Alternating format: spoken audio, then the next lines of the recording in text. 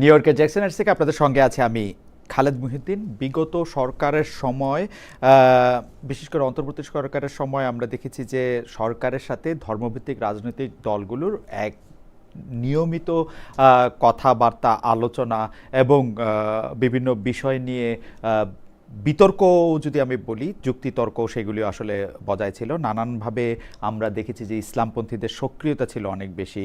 আবার আমরা তৌহিদি জনতা নামে একটি একটি গোষ্ঠীরও উদ্ভব সে সময় দেখেছি। তবে জাতীয় নির্বাচন থেকে ইসলামপন্থী রাজনীতিতে নতুন বিভাজন তৈরি হয়। আবার সামাজিক বিভিন্ন অপরাধ প্রবণতাকে কেন্দ্র করে নতুন ধরনের একটি কথা সব জায়গায় আলোচনায় আসে যে আমাদের আইন ব্যবস্থার একটি সংস্কার করা প্রয়োজন কিনা। কেউ কেউ এটিও বলছেন যে যদি সত্যিকার অর্থে ইসলামিক দেশে শরিয়া প্রচলন করা যেত তাহলে হয়তো এইসব অপরাধের কিছুটা দমন করা যেত। এসব নানা বিষয় নিয়ে কথা বলার জন্য আমাদের সাথে আলোচনার জন্য আজ রয়েছেন তাহরিকে খতমে নবুয়ত বাংলাদেশের আমির আল্লামা মুফতি ডক্টর সাইয়েদ মোহাম্মদ এনায়েতুল্লাহ আব্বাসী ও সিদ্দিকী। জনাব এনায়েতুল্লাহ আব্বাসী, আপনি আমাদের অনুষ্ঠানে যুক্ত হয়েছেন, সেজন্য আপনাকে আমরা শুভেচ্ছা, কৃতজ্ঞতা এবং ধন্যবাদ জানাই। আপনাকেও ধন্যবাদ এবং দর্শক মণ্ডলী যারা অবলোকন করছেন আজকের প্রোগ্রাম, সকলকে ধন্যবাদ। আমি প্রথমে আপনি যেহেতু একজন স্কলার, আপনার অনেক ছাত্র রয়েছে, শিক্ষকদের মধ্যেও অনেকে আপনার ছাত্র, সেজন্য আমি কিছু বিষয় নিয়ে আপনার সঙ্গে একটু কথা বলতে চাই, যেটা আসলে কিছুটা একাডেমিক ডিসকাশনের মতোই হবে। তো ডক্টর আব্বাসী, আমি প্রথমে আপনার কাছে যেই জিনিসটা জানতে চাই যে আপনি রাষ্ট্রে শরিয়া, যেটিকে আমরা শরিয়া আইন বলছি, সেটি চান কি না? যদি চান তাহলে আপনি আসলে কোন ধরনের শরিয়া আইন চান? হানাফি, সালাফি, জাফরি, দেওবন্দি, ওয়াহাবি, না তালেবানি, নানা ধরনের কথা আমরা শুনে থাকি। আপনার কাছে আমরা একটু শুনতে চাই যে কোন ধরনের আইন, যদি আপনি শরিয়া চান তাহলে কোন ধরনের আইন আপনি চান? কারণ আমরা নিজেরাই দেখছি যে আলেমরাই শত শত দলে উপদলে বিভক্ত, তাহলে রাষ্ট্র কার ফতোয়াকে আল্লাহর আইন হিসাবে মানতে পারবে?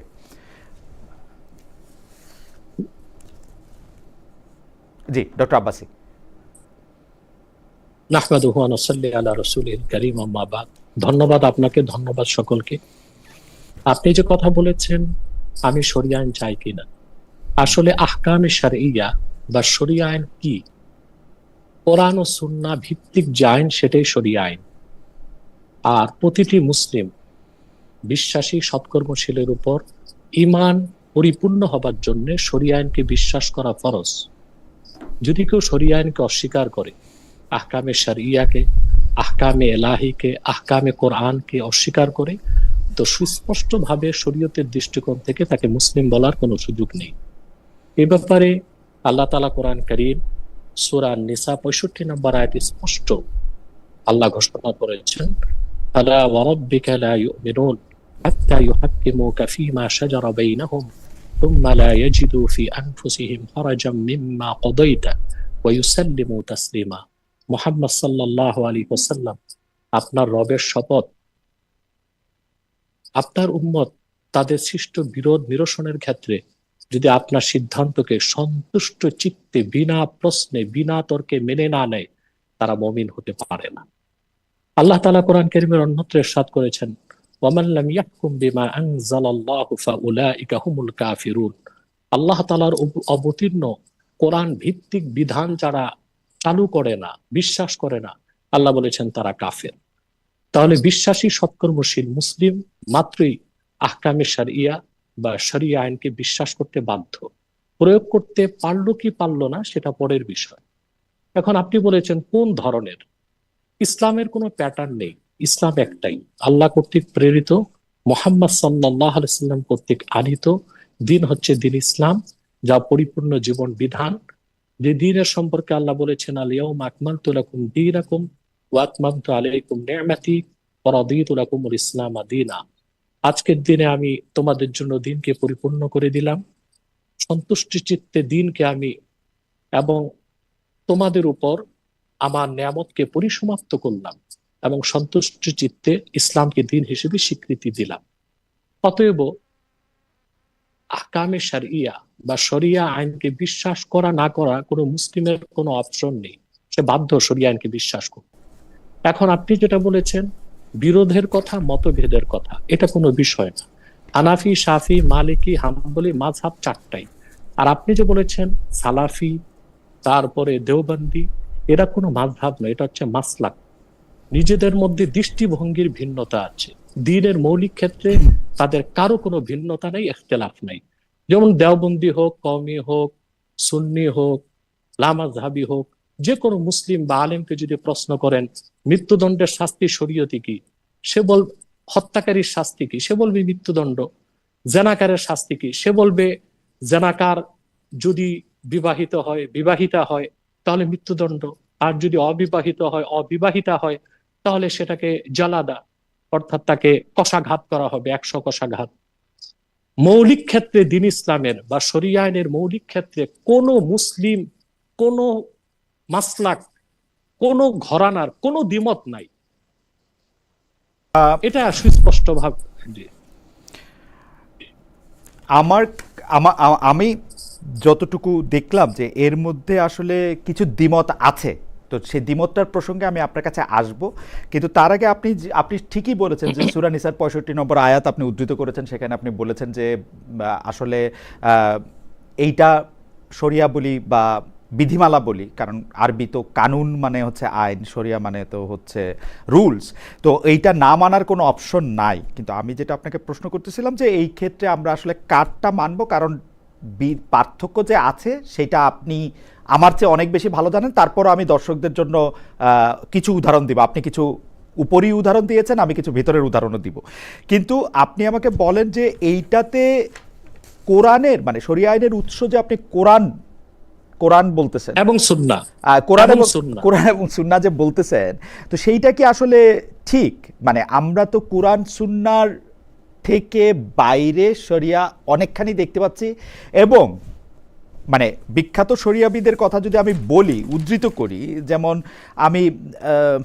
আমি যদি ডক্টর হাশিম কামালি, যিনি পৃথিবীর অন্যতম শ্রেষ্ঠ শরিয়াবিদ হিসেবে, তিনি বলতেছেন যে কখনো কখনো কোরআনের একটি বিষয়ে 7 বা 8 রকমের আইনগত মতামত পাওয়া যায়। মুসলিম শাসক তার মধ্যে একটিকে বৈধ করিয়া আইন হিসাবে প্রয়োগ করিলে শুধুমাত্র সেইটিই সকলের জন্য বাধ্যতামূলক হয়। সেইটা প্রমাণ আমরা নানা রকম জায়গায় দেখিও। সেটা প্রিন্সিপালস অফ ইসলামিক জুরিসপ্রুডেন্সের পৃষ্ঠা 31-এ তিনি এটা একদম বলতেছেন যে আসলে 7-8 রকমের পাওয়া যায়, এর মধ্যে আপনি কোনটা নিব সেইটার মধ্যে এটা দেখা যায়। আর আপনি বলছেন ফান্ডামেন্টাল তফাতের ক্ষেত্রে আমি শুধু আপনাকে একটু এই জায়গায় একটু দৃষ্টি আকর্ষণ করতে বলি যে আমরা যদি 4 জন ইমামের কথা বলি যাদের কাছ থেকে আর শরিয়াটা আসছে, তার মধ্যে আমরা দেখব যে ইমাম শাফি তার আইনকে শাফি আইন হিসেবে চালাতে চান নাই। ইমাম শাফি নিজের নামে কোনো মাযহাব চালাতে চান নাই। ইমাম শাফি নিজেকে রাজনীতি ও রাষ্ট্র ক্ষমতা থেকে দূরে রেখেছেন। আমরা যদি খলিফা আল মনসুরের কথা বলি, যিনি ইমাম মালিককে অনুরোধ করেন ইসলামী আইন লিখতে, সেখানে সকল মাযহাবের উপর ওকে আইন হিসেবে বলবৎ করতে, কিন্তু ইমাম মালিক তাকে প্রত্যাখ্যান করছেন। খলিফা মনসুর ইমাম আবু হানিফাকে যখন বলছেন যে প্রধান বিচারপতির পদ গ্রহণের জন্য, সেইটাও তিনি গ্রহণ করেন নাই। আমি আরও কয়েকটা, এবং উনাদের মধ্যে যে বিরোধ, আপনি জানেন যে উনাদের ছাত্রদের মধ্যে বিরোধের কারণে ইমাম শাফির, আপনি জানেন আমি কি বলতে চাচ্ছি, যে মানে বিরোধটা কিন্তু স্পষ্ট ছিল, তাদের মৃত্যুবরণ, তাদের, তো সেই ক্ষেত্রে আপনি কেন বলতেছেন না যে তাদের পথটা আসলে আলাদা? এবং আপনি যেটুকু আপনি বলছেন সেটুকু তো আমাদের কারোই না মানার কোনো উপায় নাই, কারণ কোরআন তো আমাদেরকে বলতেছে যে এই জিনিসগুলি আমাদের মানতে হবে। কিন্তু সর্বসম্মত সিদ্ধান্ত, যেটাকে আমরা ইজমা বলি, মুসলিমদের সর্বসম্মত সিদ্ধান্ত কি আসলে হওয়া সম্ভব, নাকি আপনি কিয়াস, মানে এটা আপনার মতামত আপনি দিচ্ছেন? আপনি যদি আরেকটু পরিষ্কার করতেন। প্রথম প্রশ্ন হচ্ছে, আপনি যে হাশিম কামালি বলছেন, সে ইসলামী ফিকহের ক্ষেত্রে কোনো গ্রহণযোগ্য ব্যক্তি নয়, কোনো কিতাবে তার নাম নেই, কিছুই নেই। সে সমসাময়িক কোনো আইনশাস্ত্রবিদ হতে পারে বা ইসলামী শরিয়া নিয়ে কোনো গবেষক হতে পারে, কিন্তু সে কোনো ফকি নয়, মুজতাহিদ নয়, তার কথার কোনো গ্রহণযোগ্যতা নেই। দ্বিতীয় হচ্ছে মাযহাবগত দ্বন্দ্বগুলো কিসে? দেখুন, কোরআন শরীফের মধ্যে শরিয়া আইনে যেগুলো হুদুদ, যা সুস্পষ্টভাবে কোরআন শরীফের মধ্যে শাস্তি নির্ধারণ করিয়ে দেওয়া হয়েছে, যেমন জেনাকার যদি বিবাহিতা হয় মৃত্যুদণ্ড, এটা কোরআন শরীফের সুস্পষ্ট আইনে আল্লাহ উল্লেখ করে দিয়েছেন। অবিবাহিতা যদি হয় তাহলে 100 কষাঘাত, এটা কোরআন শরীফ উল্লেখ করে দিয়েছেন। কোরআন ও সুন্নাতে সুস্পষ্টভাবে যে আদেশটা উল্লেখ হয়ে গেছে, শাস্তির পরিমাপ, সেটা হুদুদ। সেই ক্ষেত্রে কোনো ইমামের ইখতিলাফের কোনো সুযোগ নেই, কোনো ইমাম ইখতিলাফ করেন নাই। দ্বিতীয় হচ্ছে তাজির। ইসলামে মূল দলিল হচ্ছে কোরআন এবং সুন্নাহ, তা থেকে আরো দুইটা, ইজমা এবং কিয়াস, কিন্তু মূল দলিল হচ্ছে কোরআন এবং সুন্নাহ। যদি কোথাও দেখা যায় কোন রাষ্ট্রে হানাফি মাযহাব আধিক্য, রাষ্ট্র ক্ষমতায় যারা থাকবে হানাফি মাযহাবের অনুসারী হয়, সেখানে হানাফি অনুযায়ী, ফিকহ শাস্ত্র অনুযায়ী বিচার কার্য প্রয়োগ হবে। কিন্তু হুদুদ তো কোরআনে আছে, হাদিসে আছে, হুদুদের ক্ষেত্রে কারো কোনো ইখতিলাফ নেই। তাজিরের ক্ষেত্রে ইখতিলাফ হয়। তাজিরটা হচ্ছে যে একটা হচ্ছে মোর পানিশমেন্ট, একটা হচ্ছে লেস পানিশমেন্ট, অর্থাৎ শাস্তিটা যদি পরিমাপে কম হয়, সেখানে ওলামায়ে কেরাম কোরআন সুন্নাহর দৃষ্টিতে আলোকে কাজী যিনি হবেন শরিয়া আদালতের, তিনি বিচারের রায় দিবেন, সেটা হচ্ছে তাজির। সেটার ক্ষেত্রে ইখতিলাফ হতে পারে, কিন্তু শরিয়া আইনের মূল যেটা হুদুদ, হুদুদের ক্ষেত্রে কোনো ইখতিলাফ নেই, কোনো বিরোধ নেই। না, বিরোধ আপনি ইমাম শাফি, হুদুদের ক্ষেত্রে বিরোধ একটু আসে, আপনি যদি এটা আমাকে না পরিষ্কার কোথাও করতেন। নেই, পরিষ্কার করতেন। একেবারে স্পষ্ট কোরআন শরীফের আয়াত দিয়ে প্রমাণিত যে হুদুদ এবং যেমন কেসাস, কেসাসের ক্ষেত্রে যে হত্যাকারী তাকে মৃত্যুদণ্ড দিতে হবে, এটা কোরআন শরীফের আয়াত দিয়ে প্রমাণিত। তারপরে আপনার ওই যেখানে যেখানে যেখানে যেখানে যদি কোনো ব্যক্তি বিবাহিত হয়, বিবাহিতা হয়, তারা যদি ধর্ষণ করে বা ধর্ষণের শিকার হয়, কিংবা জেনা করে জেনা শিকার হয়, তাহলে তাদের মৃত্যুদণ্ড শাস্তি। এটা সুস্পষ্ট কোরআন হাদিস শরীফের নস দিয়ে প্রমাণিত আছে, এবং কোরআন শরীফের সুস্পষ্ট আয়াত দিয়ে যা প্রমাণিত, রাসূলুল্লাহ সাল্লাল্লাহু আলাইহি ওয়াসাল্লামের সহিহ হাদিস দিয়ে যা প্রমাণিত, ওই ক্ষেত্রে চারো মাযহাবের কারো ইখতিলাফের কোনো সুযোগ নাই। তর্কের খাতিরে যদি কোনো বিরোধ সৃষ্টি হয়ে যায়, তখন মূল দলিলে ফিরে যেতে হবে কোরআন এবং সুন্নাহ। সেখানে মাযহাবের ইমাম, সেখানে মাযহাবের ইমামগণ কি বললেন সেটা দেখার কোনো সুযোগ নাই। না, তাহলে তো আর এটা আইনের, আমি আমি আমি আমি আপনাকে হুদুদের ক্ষেত্রে বলি। বলেন। দৈহিক সম্পর্কের ক্ষেত্রে 4 জন বয়স্ক মুসলমানের চাক্ষুষ প্রমাণ না থাকলে, দৈহিক সম্পর্কের ক্ষেত্রে 4 জন বয়স্ক মুসলমানের চাক্ষুষ প্রমাণ না থাকলে, যদি না থাকে, তারপরে যদি ওই ভদ্রমহিলা সন্তান ধারণ করেন, মালিকি আইনে কুমারীকে চাবুক ও বিধবাকে পরকীয়ার অপরাধে প্রস্তরাঘাতে মৃত্যুদণ্ড হয়, কিন্তু হানাফি আইনে তারা বেকসুর খালাস পায়।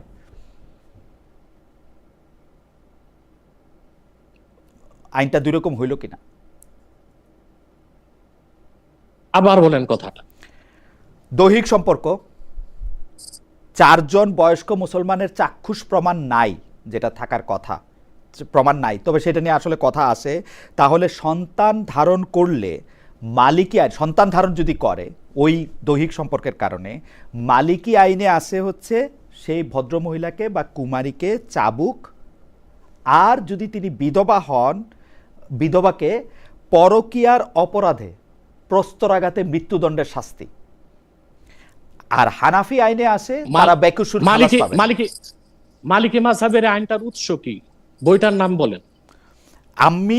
আমি যেটা দেখতেছি সেই আইনটা হচ্ছে বাংলাদেশ ইসলামিক ফাউন্ডেশন। আমি আপনাকে বলি, বাংলাদেশ ইসলামিক ফাউন্ডেশন, সব ঠিক আছে, বাংলাদেশ ইসলামিক। আমি আপনাকে আইনটার উৎস বলি, আমাকে একটু দিবেন, আমার তো জ্ঞান বুদ্ধি। বাংলাদেশ ইসলামিক ফাউন্ডেশন বাংলায় প্রকাশিত বিধিবদ্ধ ইসলামী আইন নামে একটা বই, মানে একটা সংকলন করছে। সেই বিধিবদ্ধ ইসলামী আইনের প্রথম খণ্ডের 299 পৃষ্ঠায় পেনাল ল অফ ইসলামে আমি দেখতে পাচ্ছি এটা।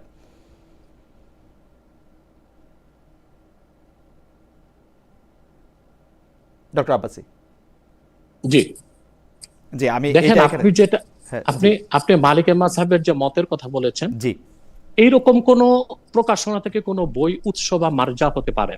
মালিকি মাযহাবের স্বতঃসিদ্ধ ফতোয়ার কিতাব দেখতে হবে। ইমাম মালিকের যে কোনো মতের উপর ফতোয়া হয় না। দেখা যায় ইমাম মালিকের সেই ফতোয়ার উপর ফতোয়াটা নাই, তার রায়। একজন ইমাম অনেকগুলো বক্তব্য পেশ করার পর যে মতের উপর ফতোয়া হয়েছে সেটাই আইন হিসেবে গ্রহণ করতে হয়। এখন যদি বাংলাদেশ মালিকি মাযহাবের অনুসারীর সংখ্যা বেশি হয়, মালিকি মাযহাব অনুযায়ী বিচার কার্য হয়, যারা অপরাধী তারাও যদি মালিকি মাযহাবের হয়, সেই অনুযায়ী বিচার হবে, সমস্যা নাই। এটাই তো ইসলামের শরিয়া ল বা আইনের বিস্তৃতি, স্বাতন্ত্র বৈশিষ্ট্য, যেখানে আল্লাহ তাআলা অপশন রেখেছেন।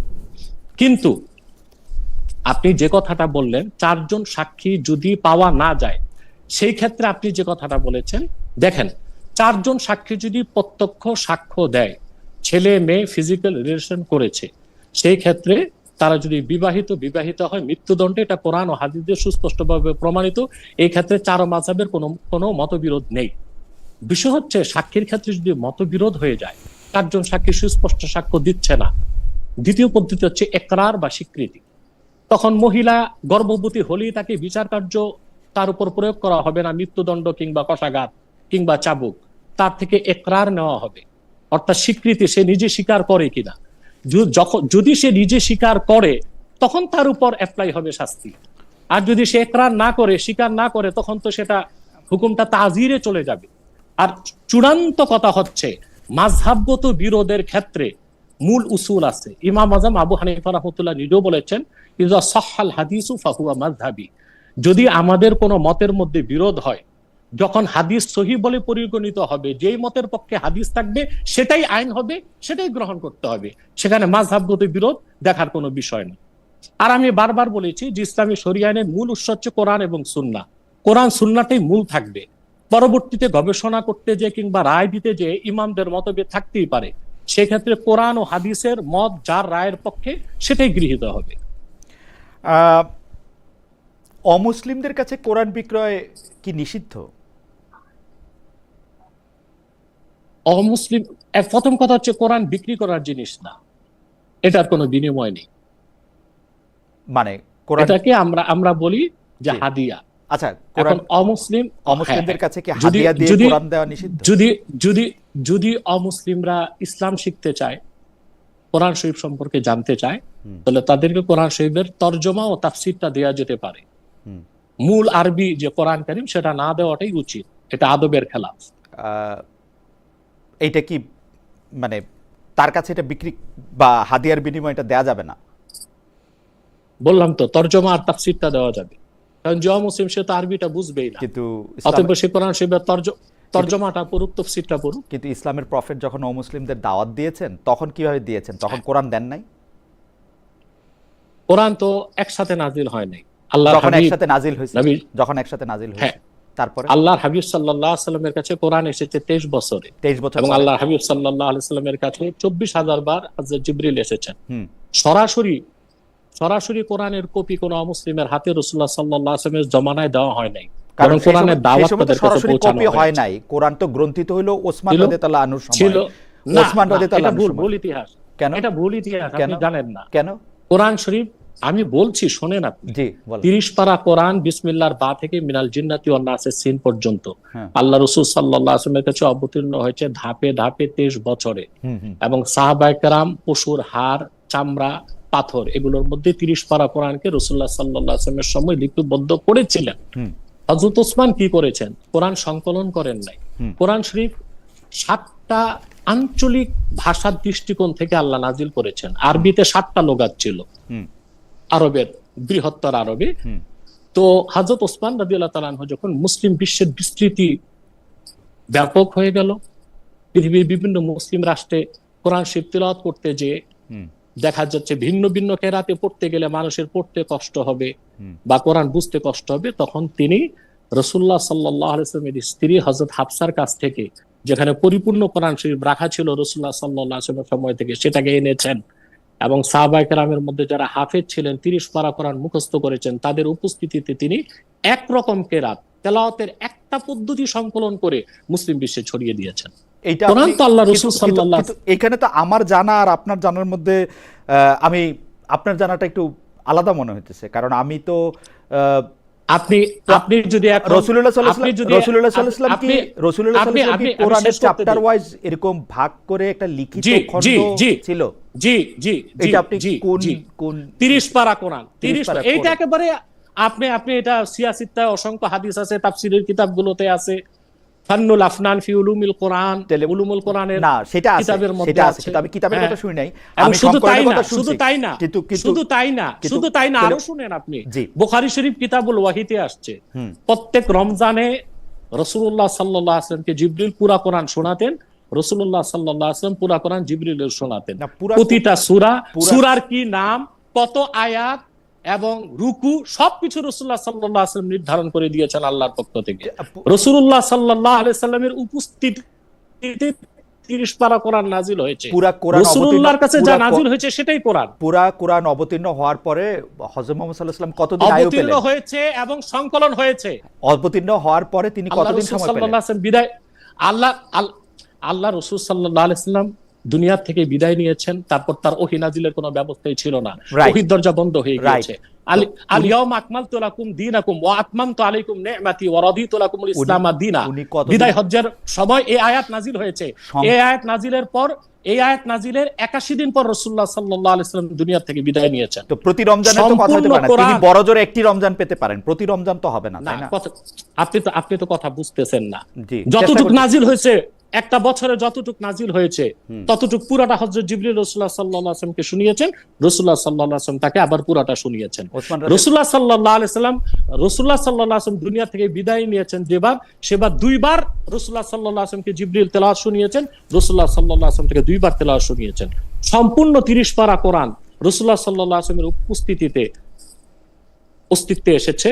সেটা পাথরে ছিল, কাগজে ছিল এবং কাগজে লিপিবদ্ধ ছিল এবং একটা বই আকারেও ছিল, একটা বই আকারেও ছিল, একেবারে বই আকারে ছিল, যেটা হযরত হাফসা রাদিয়াল্লাহু তাআলা আনহার কাছে ছিল। কেরাত ছিল 7 রকমের।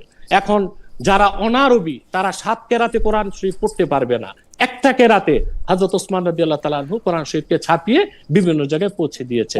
এখন আপনি যদি এখন ইউরোপীয় লেখকদের হিস্ট্রি কিংবা তাদের ইতিহাস বলেন, ওরা তো ইসলামের ইতিহাসকে বিকৃত করছে। যারা বাইবেলকে বিকৃত করছে, যারা ওল্ড টেস্টামেন্টকে বিকৃত করছে, তারা ইসলামের ইতিহাস বিকৃত করতেই পারে। আচ্ছা ঠিক আছে, আমি ইউরোপীয় লেখকদের কথা, আমি আসলে ইউরোপীয় লেখকদের কথা আমি পড়তেছিলাম না, যতদূর পারতেছিলাম যে আপনি আমার এই সংশয়টা একটু দূর করে দেন, মানে যেহেতু আপনাকে পাইছি সবসময় তো পাওয়া যাবে না। সেটা হচ্ছে ইবনে মাজা 3য় খণ্ডের হাদিস নাম্বার 1944 1944, সেইটার ক্ষেত্রে উনি রজমের কথা বলতেছেন। রজম মানে হচ্ছে যে মানে মানে পাথর পাথর পাথর ছুঁড়ে মানে সেই, তো সেইখানে বলা হচ্ছে যে বর্ণিত আছে বিবি আয়েশা রাদিয়াল্লাহু আনহা বলছেন, রজমের আয়াত নাজিল হইয়াছিল, অবশ্যই একটি কাগজের উপর লিখা হইয়াছিল, যাহা আমার কুশনের নিচে রাখা ছিল। রসুল সাল্লাল্লাহু আলাইহি ওয়াসাল্লামের ইন্তেকালের পর আমরা যখন তাহার সৎকার করিতে ব্যস্ত ছিলাম, তখন একটি গৃহপালিত ছাগল ঘরে ঢুকিয়া উহা খাইয়া ফেলে।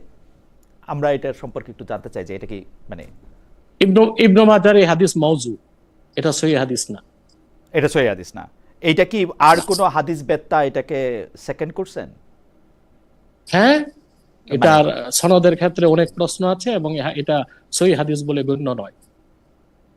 এটা সহিহ হাদিস বলে গণ্য নয়, ওকে না।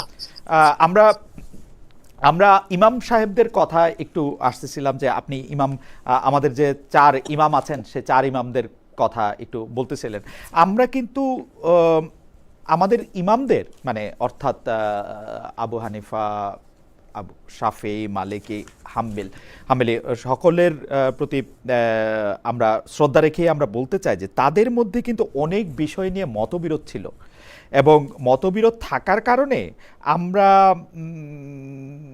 অনেকগুলি জিনিসে আইনে বিরোধ দেখি। তো এখন আমরা যেহেতু এইখানে যারা এই সাবকন্টিনেন্টে থাকি, বা ইন্ডিয়া, পাকিস্তান, বাংলাদেশের এই অঞ্চলের মুসলমানরা বেশিরভাগই বোধহয়, correct me if I am রং, যে তারা হানাফি মাযহাবের অনুসরণ করি আর কি, ইমাম আবু হানিফাকে আমরা অনুসরণ করি। তো সেই ক্ষেত্রে কি আমরা এটা বলতে পারি যে ইমাম শাফি, মালিকি বা হাম্বলি ওনারা যেটা বলছেন সেইটা আমরা আসলে টেস্ট করব না, বা ওইটার সাথে আমরা কোনো রকম কোনো সম্পর্ক রাখবো না, আমরা হানাফি মাযহাব থেকে যে রুলস বা বিধিমালাগুলি বলা হয়েছে সেগুলি আমরা ফলো করব? ব্যাপারটা কি এরকম? দেখেন, আপনাকে এখানে আমি কমন সেন্সের দাবি থেকে কিছু কথা বলি। জি জি। বাংলাদেশে যতগুলো রাজনৈতিক দল ইলেকশনে যাচ্ছে সবাই তো গণতন্ত্রে বিশ্বাসী, এদের মধ্যে এত মতভেদ কেন? একই গণতন্ত্রে বিশ্বাসী সরকারি দল বিরোধী দলে মতভেদ কেন?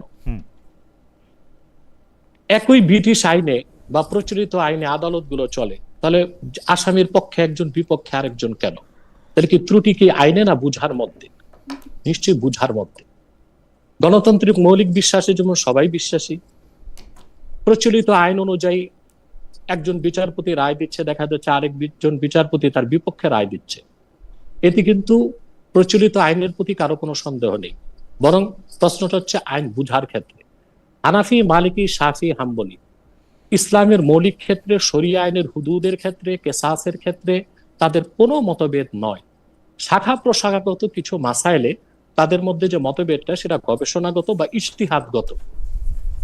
অতএব এতে শরিয়া আইনের সন্দেহ সৃষ্টি করার কোনো সুযোগ নাই, বা দ্বীন ইসলামের প্রতি সংশয় আনার কোনো সুযোগ নেই। ইসলাম তো সবকিছুর ঊর্ধ্বে। এখন আমাদের এই যে 4টা মাযহাব হলো, তাতে সমস্যা কি?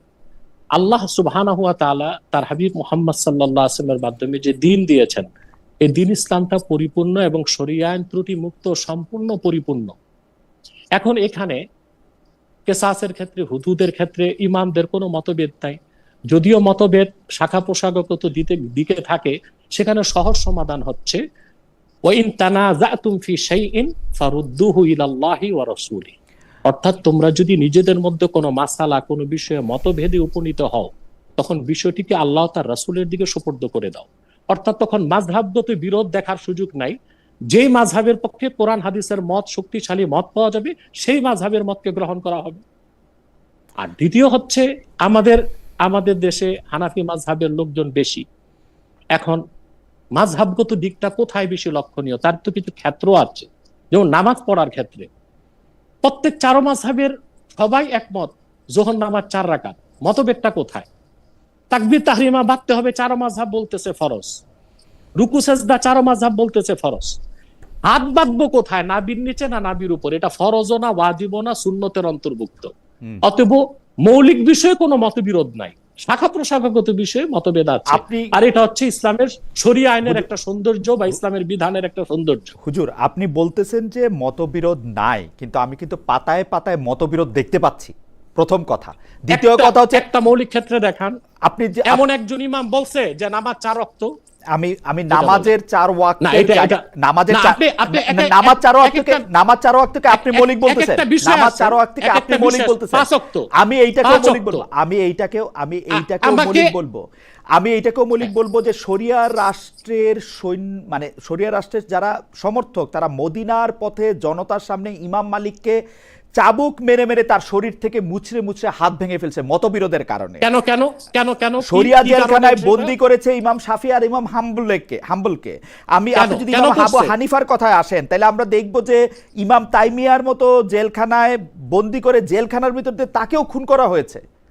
অথচ মানে দিস ইজ দ্য ফ্যাক্ট। যে আর আপনি আমাকে আরেকটা জিনিস বলেন, মতবিরোধ যদি উৎস হয় কোরআন আপনি যা দেখবেন আমিও তাই দেখব। কোরআন নাইজেরিয়ায় বসে যা দেখা হবে, ইথিওপিয়ায় বসে তাই দেখা হবে, বাংলাদেশে লাইবেরিয়াতে, ফ্রান্সে বসে তাই দেখা হবে। মতবিরোধটা কেন আসতেছে তাহলে? আপনার এই কথার প্রথম জবাবটা আমি দিচ্ছি। বাংলাদেশে ঢাকা মেডিকেলে ডাক্তার আছে, মেডিকেল সায়েন্স যেটা পড়তেছে, পিজিতে ডাক্তার আছে, সে সেটা পড়তেছে। আবার মাউন্ট এলিজাবেথের ডাক্তার মেডিকেল সায়েন্স সেটাই পড়তেছে। ট্রিটমেন্ট 3 রকম কেন? Because science is always evolving. Science is subject to person. আপনি এক রকমের ভাবে এবং সায়েন্স আমি শেষ করতে দেন, তাহলে তো আর হবে না। শেষ করতে দেন, বলেন। একই আপনাকে আরেকটা উদাহরণ দিচ্ছি, আপনি কোনো ফাঁক দিয়ে বের হইতে পারবেন না ইনশাআল্লাহ। আমার বের হওয়ার দরকার নেই, আমাকে আটকে রাখেন। হ্যাঁ, না সুযোগও নাই আপনার। আমি বলি আপনি ধৈর্যের সাথে শুনুন। আপনি একই স্কুলে একই ম্যাথ বই থেকে 100 ছাত্র পরীক্ষা দিল, সবার রেজাল্ট কি একরকম হয়? না, হয় না। কেন? গণিতের বই তো একটাই, তাহলে ভিন্ন ভিন্ন সবার গ্রহণের সুযোগ এক না। আরে ভাই, সেটাই তো আপনি ফিরে আসলেন, এই জন্য বলছি বের হতে পারবেন না। কোরআন শরীফ বুঝার মতো জ্ঞান সবার সমান না। তো 4 ইমামের মধ্যে একজনের বেশি 3 জনের কম, এটা আপনি কিভাবে বুঝলেন? হ্যাঁ, যেমন এটা একেবারে স্বাভাবিক। যে আপনি যে আমাকে হানাফি হইতে বললেন, আপনি কেমনে বুঝলেন যে how I can choose it? How could you choose? Listen attentively please. আমি বলতেছি তো, জি 4 মাযহাব হক, আমরা বলতেছি মৌলিক ক্ষেত্রে 4 মাযহাবে কোনো বিরোধ নাই। আপনাকে আমি ওপেন চ্যালেঞ্জ করছি, মৌলিক ক্ষেত্রে ঈমান ও আকীদার মৌলিক ক্ষেত্রে 4 ইমামের মধ্যে কোনো মতভেদ নাই। সবাই একমত নামাজ 5 ওয়াক্ত, সবাই একমত ফজর 2 রাকাত, যোহর 4 রাকাত, আসর 4 রাকাত, মাগরিব 3 রাকাত। মতভেদটা হচ্ছে হাত বাঁধবে কই, উপরে না নিচে। সবাই বলতেছে আমিন বলতে হবে, মতভেদটা কোথায়? জোরে বলবেন, আস্তে বলবে। মৌলিক ক্ষেত্রে এটা কোনো মতভেদ না। সবাই বলতেছে অজুর 4টা ফরজ, কোন একজন ইমাম বলে নাই 3টা ফরজ। সবাই বলতেছে অজু করতে পানি লাগবে। মতবিরোধটা কোথায়? শাখা প্রশাখাগত বিষয়ে। এটা এখানেই হচ্ছে ইজতিহাদ, কারটা সঠিক কারটা ভুল। এখন আমি ইসলাম এটা বাধ্য করা হয় নাই। কোন হানাফি বলে না যে শাফিগণ বাতিল, তাকে হানাফি মাযহাব গ্রহণ করতে বাধ্য করা হয় না। সমস্ত উম্মত একমত, 4 মাযহাব হক এবং সত্যের উপর প্রতিষ্ঠিত। এখন যদি শ্রেষ্ঠত্বের প্রশ্ন আসে, তাহলে মাযহাব হানাফিয়াকে বলতে হবে, কারণ বয়সের দিক দিয়ে 4 ইমামের মধ্যে সবার মুরব্বী ইমাম আজম আবু হানিফা রাহমাতুল্লাহ। 80 হিজরিতে তার জন্ম, এবং তিনি আল্লাহ রাসূল সাল্লাল্লাহু আলাইহি ওয়াসাল্লামের 4 জন সাহাবীর সাক্ষাৎ লাভ করেছেন, 1200 তাবিঈনের সংস্পর্শে যে হাদিস এবং ফিকহ শিখেছেন। তারপর সমসাময়িক হচ্ছে ইমাম মালিক, তারপরে হচ্ছে ইমাম শাফি, তারপর হচ্ছে সর্বকনিষ্ঠ ইমাম আহমদ বিন হাম্বল। এখানেই তো বোঝা যাচ্ছে যিনি সিনিয়র তার বুঝটা একটু বেশি ভালো হবে, এক্সপান্ডেড হবে। সিনিয়রিটি জুনিয়রিটিরও তো বিষয় আছে। তারপরও চূড়ান্ত মত, আমি শেষ করতে দেন। তারপরও চূড়ান্ত মত হচ্ছে ইমাম আজম বলে দিয়েছেন, যে মতটা সকল মাযহাবের ইমাম নিয়েছে, ইজা সাহহাল হাদিসু ফাহুয়া মাযহাবি। মতবিরোধের ক্ষেত্রে যখন সহিহ হাদিস পাওয়া যাবে, সেটাই আমাদের মাযহাব, সেটাই আমাদের মত, তখন আর মতবিরোধের কোনো সুযোগ নাই। এবার আসেন আপনি ইমাম মালিক আর ইমাম শাফির কথা বলেছেন, আবু হানিফার কথা বলেছেন, শাস্তি দ্বীনের কোনো মৌলিক বিষয় বিরোধের কারণে হয় নাই, তারা ছিল রাজনৈতিক আক্রোশের শিকার। ইমাম আজম আবু হানিফা রাহমাতুল্লাহি আলাইহি, তিনি বাদশাহ, যিনি আব্বাসী খলিফা ছিলেন, তার কিছু কাজকর্মে অসন্তুষ্ট ছিলেন। সেজন্য তিনি কাজিউল কুজাত, চিফ জাস্টিসের পদ নেন নাই স্বেচ্ছায়। এর মানে এই না যে তিনি শরিয়া আইনের বিরুদ্ধে ছিলেন। আর বাদশার হুকুম মানেন নাই বলে ইমাম আজমকে কারাবরণ করতে হয়েছে। আহমদ বিন হাম্বল, তাকে শাস্তি কোনো মুসলিম দেয় নাই, পথভ্রষ্ট মুতাজিলা সম্প্রদায়ের লোক দিয়েছে হালকে কোরআনের মাসালায়। আহমদ বিন হাম্বল বলতে আল কোরআন মুসলমানই দিয়েছে, ইমাম আবু হানিফাকে বলতেছে, সেটা বাদশা দিয়েছে, সেটা রাজনৈতিক কারণ, সেটার সাথে ফিকহ মাযহাবের কোনো সম্পর্ক নাই। বাদশার হুকুম তিনি মানেন নাই, সেজন্য তাকে শাস্তি দেওয়া হয়েছে, সেটার সাথে শরিয়া আইন, দ্বীন ইসলাম, মাযহাবের কোনো সম্পর্ক নাই। ইমাম শেষ করতে দেন। ইমাম আহমদ বিন হাম্বল বলেছেন, আল কোরআনু কালামুল্লাহি গায়রু মাখলুক। কোরআন আল্লাহর কালাম, এটা স্রষ্টার নূর বা কালাম, এটা সৃষ্ট নয়। সেজন্য আহমদ বিন হাম্বল রাহমাতুল্লাহর বিরুদ্ধে মুতাজিলাগণ বাদশাকে ভুল বুঝিয়ে তাকে চাবুকের আঘাত করিয়েছে। আসেন ইবনু তাইমিয়ার কথা। ইবনু তাইমিয়ার সাথে, ইবনু তাইমিয়া বড় পণ্ডিত বা মনীষী ছিল, কিন্তু আহলুস সুন্নাহ ওয়াল জামাতের নিকট তিনি কোনো গ্রহণযোগ্য ব্যক্তি নন, কারণ তার আকীদায় কিছু ত্রুটি ছিল। তার সাথে দ্বন্দ্বটা মাযহাবগত না, শরীয়তগত না, সেটা ছিল আকীদাগত। যেমন ইবনু তাইমিয়ার আকীদা ছিল আল্লাহ তাআলার আকার আছে। 4 মাযহাব এবং সমস্ত উম্মায়ে মুসলিমার বিশ্বাস হচ্ছে ইন্নাল্লাহা মুনাজ্জাহুম মিনাল জিসমে, আল্লাহ তাআলা দেহ থেকে পবিত্র, তিনি নিরাকার। আর এই কারণেই ইমাম ইবনু তাইমিয়াকে দামেস্কের জামি মসজিদে মারা হয়েছিল। তিনি চলে গেছিলেন মিশরে, তওবা করেছিলেন, আবার তিনি তার মত প্রচার করেছেন, তখন তাকে মৃত্যুদণ্ড দেওয়া হয়েছে বলে কিছু অভিমত পাওয়া যায়। অথবা এগুলো কোনো বিষয় না, এগুলো ইতিহাসের বিচ্ছিন্ন ঘটনা।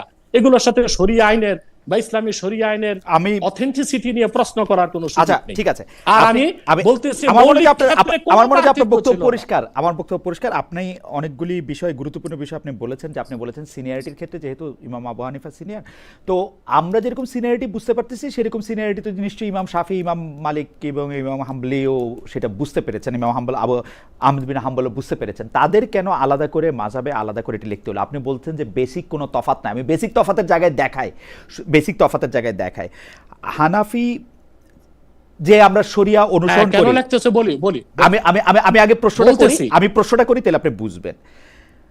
উনি বলতেছেন রাষ্ট্রপ্রধানের বিরুদ্ধে হুদুদ মামলা করা যাবে না, অর্থাৎ রাষ্ট্রপ্রধান যদি খুন করেন, ধর্ষণ করেন, তার প্রতিনিধিরা যদি এটা করেন, তার বিরুদ্ধে মামলা করা যাবে না।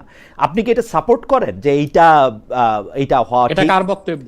এটা ইমাম হানিফা শরিয়া ল ফলো করলে আপনি এটা পাবেন। কই আমার কাছে না, রাষ্ট্রপ্রধানের বিরুদ্ধে মামলা করা যায় না। এটা কোথায়? উৎস কি? আপনি দেখেন উৎস কি? কারণ হচ্ছে যে আমি দুই জায়গায় আপনি কোথাও থেকে বিচ্ছিন্ন কাগজপত্র টোকায়া কিছু বলে না। আমি কোনো কাগজপত্র টোকাচ্ছি না। আপনি আপনাকে বলেন হানাফি শরিয়াতে কি রাষ্ট্রপ্রধানের বিরুদ্ধে কি হুদুদ মামলা করা যায়? আপনি আমাকে বলেন।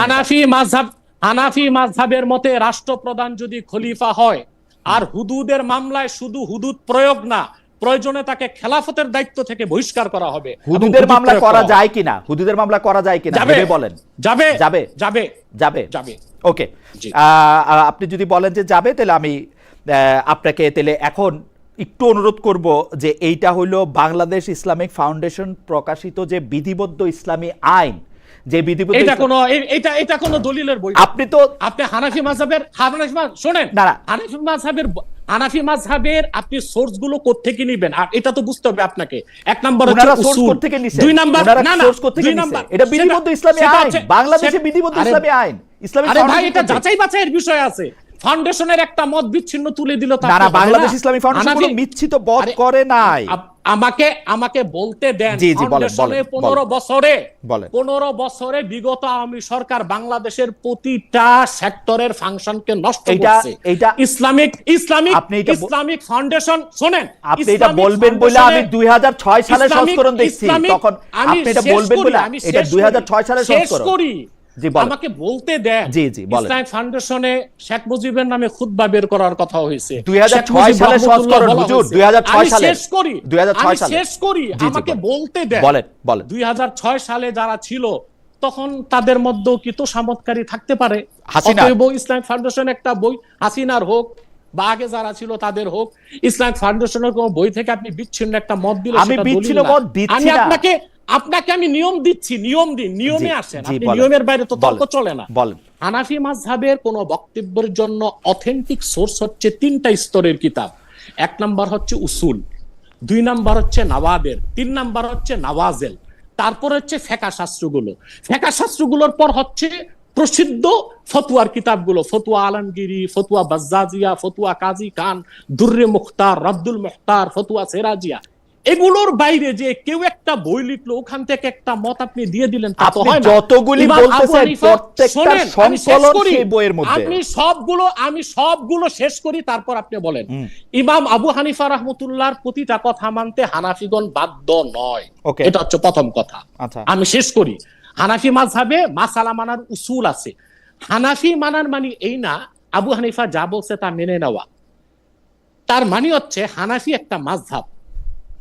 ইমাম আজম আবু হানিফা রহমতুল্লাহ এই মাযহাবে মাসালা বিশ্লেষণ করার উসুল বা মূলনীতি ব্যাখ্যা করছেন।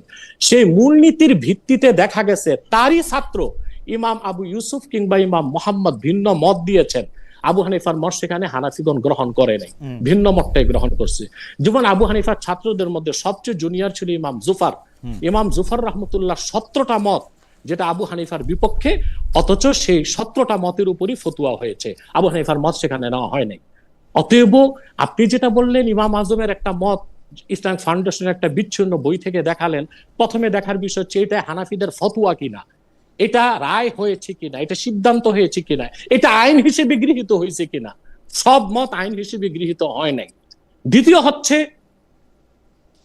কোরআন এবং সুন্নাহ থেকে সুস্পষ্টভাবে প্রমাণিত, যদি কোনো রাষ্ট্রপ্রধান, মুসলিম রাষ্ট্রপ্রধান, সে যদি জেনায় লিপ্ত হয় এবং 4 জন প্রত্যক্ষদর্শী সাক্ষ্য তা দেখে, সুস্পষ্টভাবে প্রমাণিত হলে তার উপর হদ প্রয়োগ হবে এবং সে রাষ্ট্রপ্রধানের দায়িত্ব থেকেও তাকে সরিয়ে দেওয়া হবে, তাকে অভিশংসন করা হবে।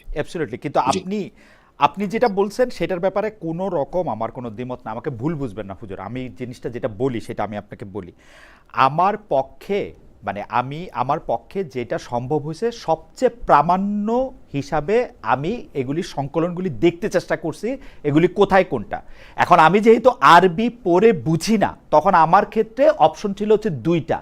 এক হচ্ছে হানাফি আইনটা যেটা আছে, হানাফি আইন বলে সেইটার ইংরেজি অনুবাদ দেখা, সেটার ইংরেজি অনুবাদ দেখা। আমি আপনাকে বলি, আমাকে আপনি বলতে দেন, আমাকে বলতে দেন। আমি একটু শেষ করি, আমি ভুলে যাব। আপনি শেষ করছেন সেজন্য আমি শেষ করি।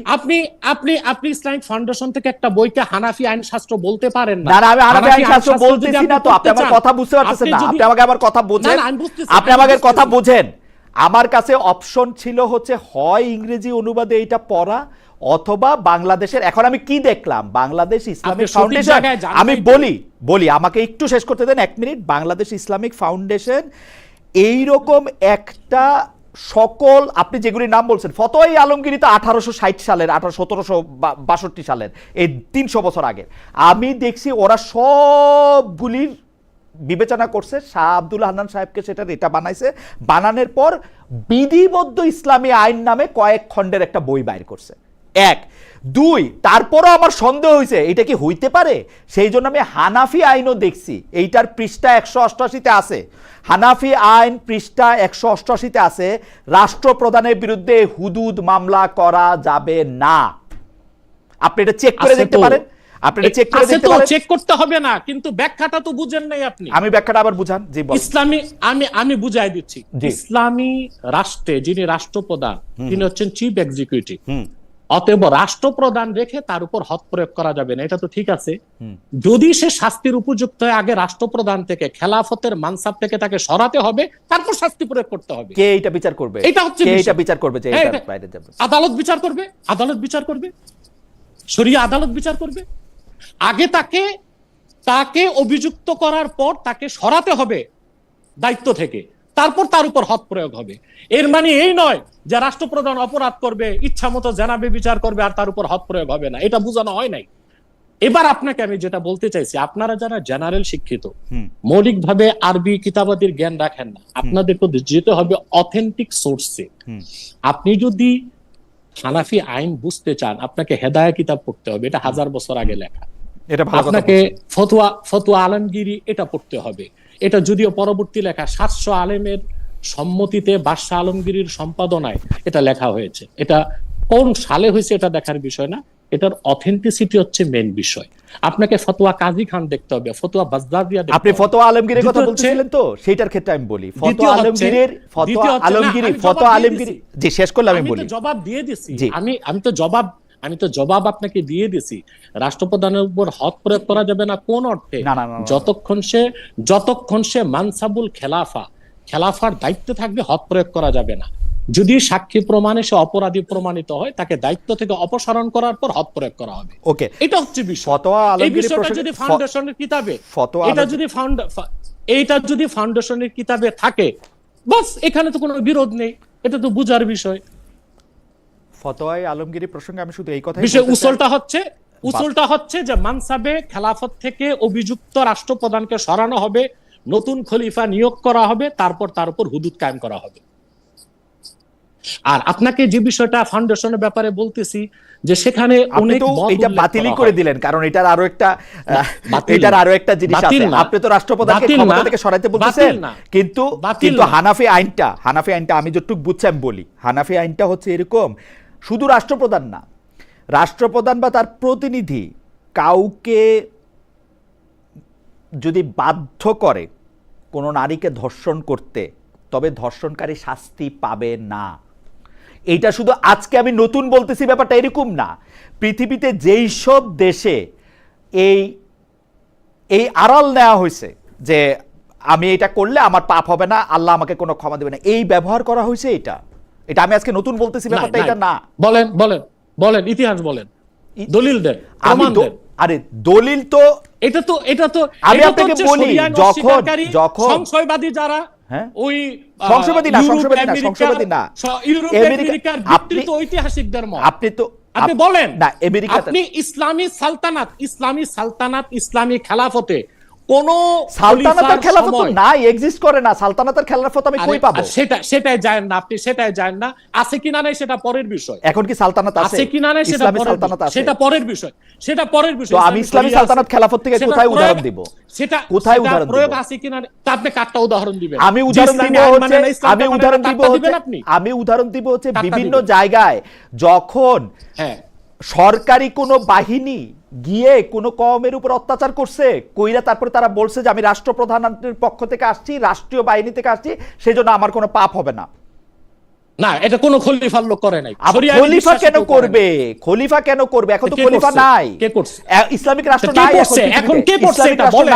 ইসলামিক রাষ্ট্র নাই, এটা বলেন। ইসলামিক রাষ্ট্র নাই, এটা করছে, এটা 71 সালে করছে পাক বাহিনী বাংলাদেশে।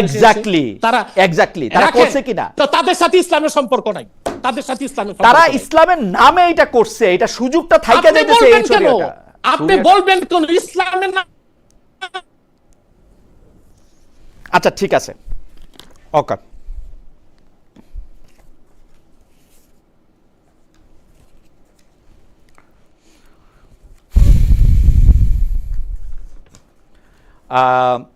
জনাব আব্বাসীর লাইনটা কি আমরা হারিয়ে ফেললাম?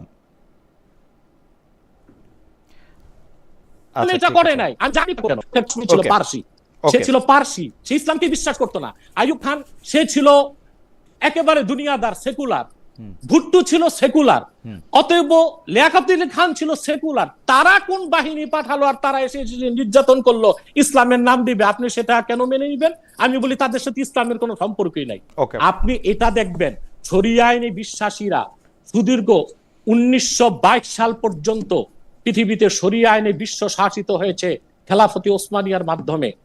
খেলাফতের সময় শরিয়া আইনকে যারা বিশ্বে প্রয়োগ করেছে তাদের সময় এই রকম অনাচার অত্যাচার হয়েছে কিনা, যে মুসলিমরা যে বিজিত এলাকায় ধর্ষণ করেছে এবং বলেছে এটা কোনো পাপ না, তারা শাস্তির আওতায় হবে না, এরকম এক লাইন কোন ইতিহাসের বই থেকে আপনি দেখাতে পারবেন না। আমার কাছে মনে হয় যে ঠিক আছে, আপনি খেলাফত ওসমানিয়ার কথা বলতেছেন, সেইখানে আমি একটু বলি।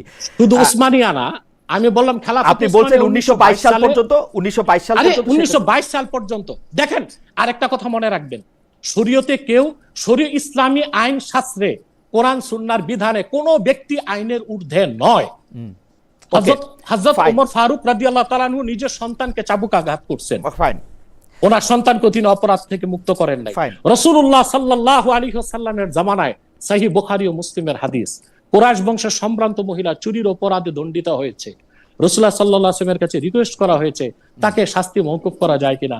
আল্লাহ রাসূল সাল্লাল্লাহু আলাইহি ওয়াসাল্লাম বলেছেন, লাউ আন্না ফাতিমাতা বিনতা মুহাম্মাদিন সাল্লাল্লাহু আলাইহি ওয়াসাল্লাম সারাকাত লাকাতাতু ইয়াদাহা, যদি আমার মেয়ে ফাতেমাও চুরি করত আমি তার হাত কেটে দিব।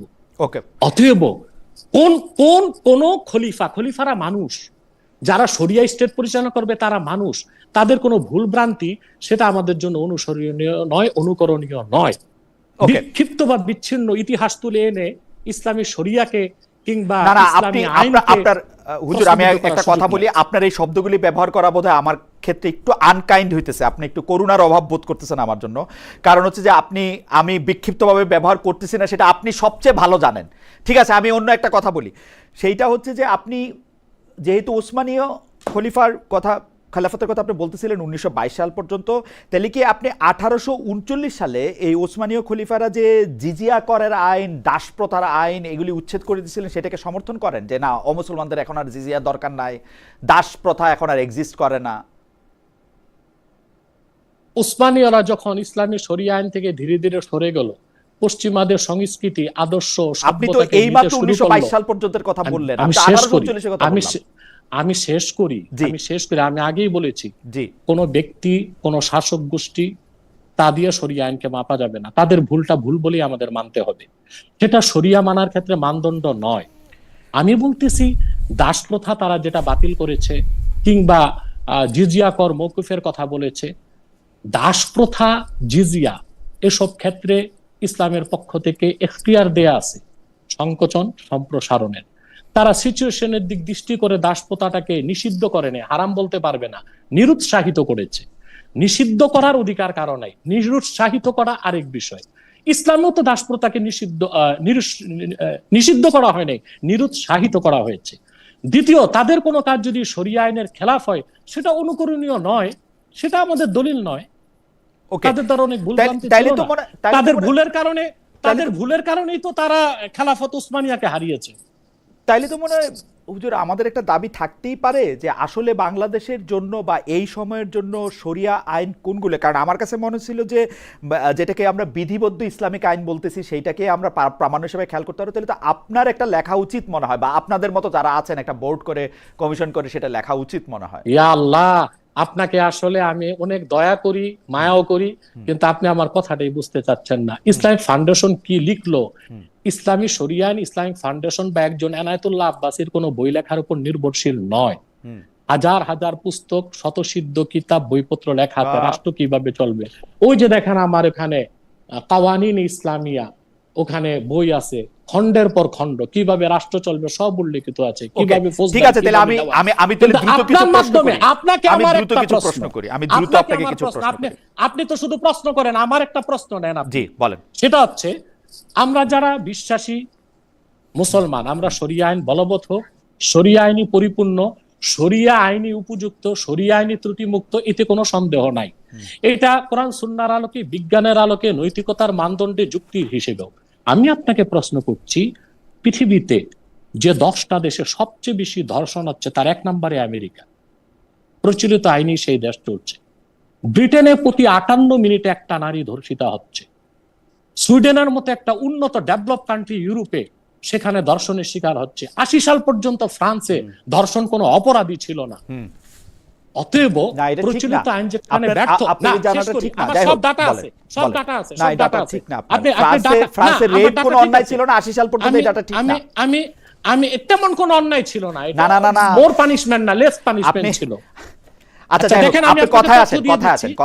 আপনাকে আমি তথ্য দিয়ে দিচ্ছি, আপনি যদি তথ্যগুলো চান আমি সবগুলো তথ্য। মানে ফ্রান্সে অপরাধ ছিল না রেপ 80 সাল পর্যন্ত? আমি বলি আপনাকে, আমি আপনাকে ডাটা দিয়ে দিচ্ছি। ব্যুরো অফ জাস্টিস স্ট্যাটিস্টিক অনুযায়ী যুক্তরাষ্ট্রে ধর্ষণের শিকার নারীর সংখ্যা 91 ভাগ, 8 ভাগ পুরুষও ধর্ষণের শিকার। সেখানে শুধু মহিলা না, পুরুষও ধর্ষণ হচ্ছে। ইউরোপ মহাদেশের মধ্যে সুইডেনে সবচেয়ে বেশি ধর্ষণের ঘটনা ঘটছে, যেখানে নির্যাতনের ঘটনা 58 ভাগ বেড়েছে। শেষ করি। ন্যাশনাল ক্রাইম রেকর্ড ব্যুরো অনুযায়ী 2012 সালে ভারতে ধর্ষণের অভিযোগ জমা হয়েছে 24,923টি। ধর্ষণের শিকার 100 নারীর মধ্যে 98 জনই আত্মহত্যা করে। প্রতি 22 মিনিটে ভারতে একটি করে ধর্ষণের শিকার হয়। ব্রিটেনে 4 লাখ নারী প্রতি বছর ধর্ষণের শিকার হয়, এবং জার্মানিতে প্রতি বছর 65,07,394টি ধর্ষণের অভিযোগ দায়ের করা হয়।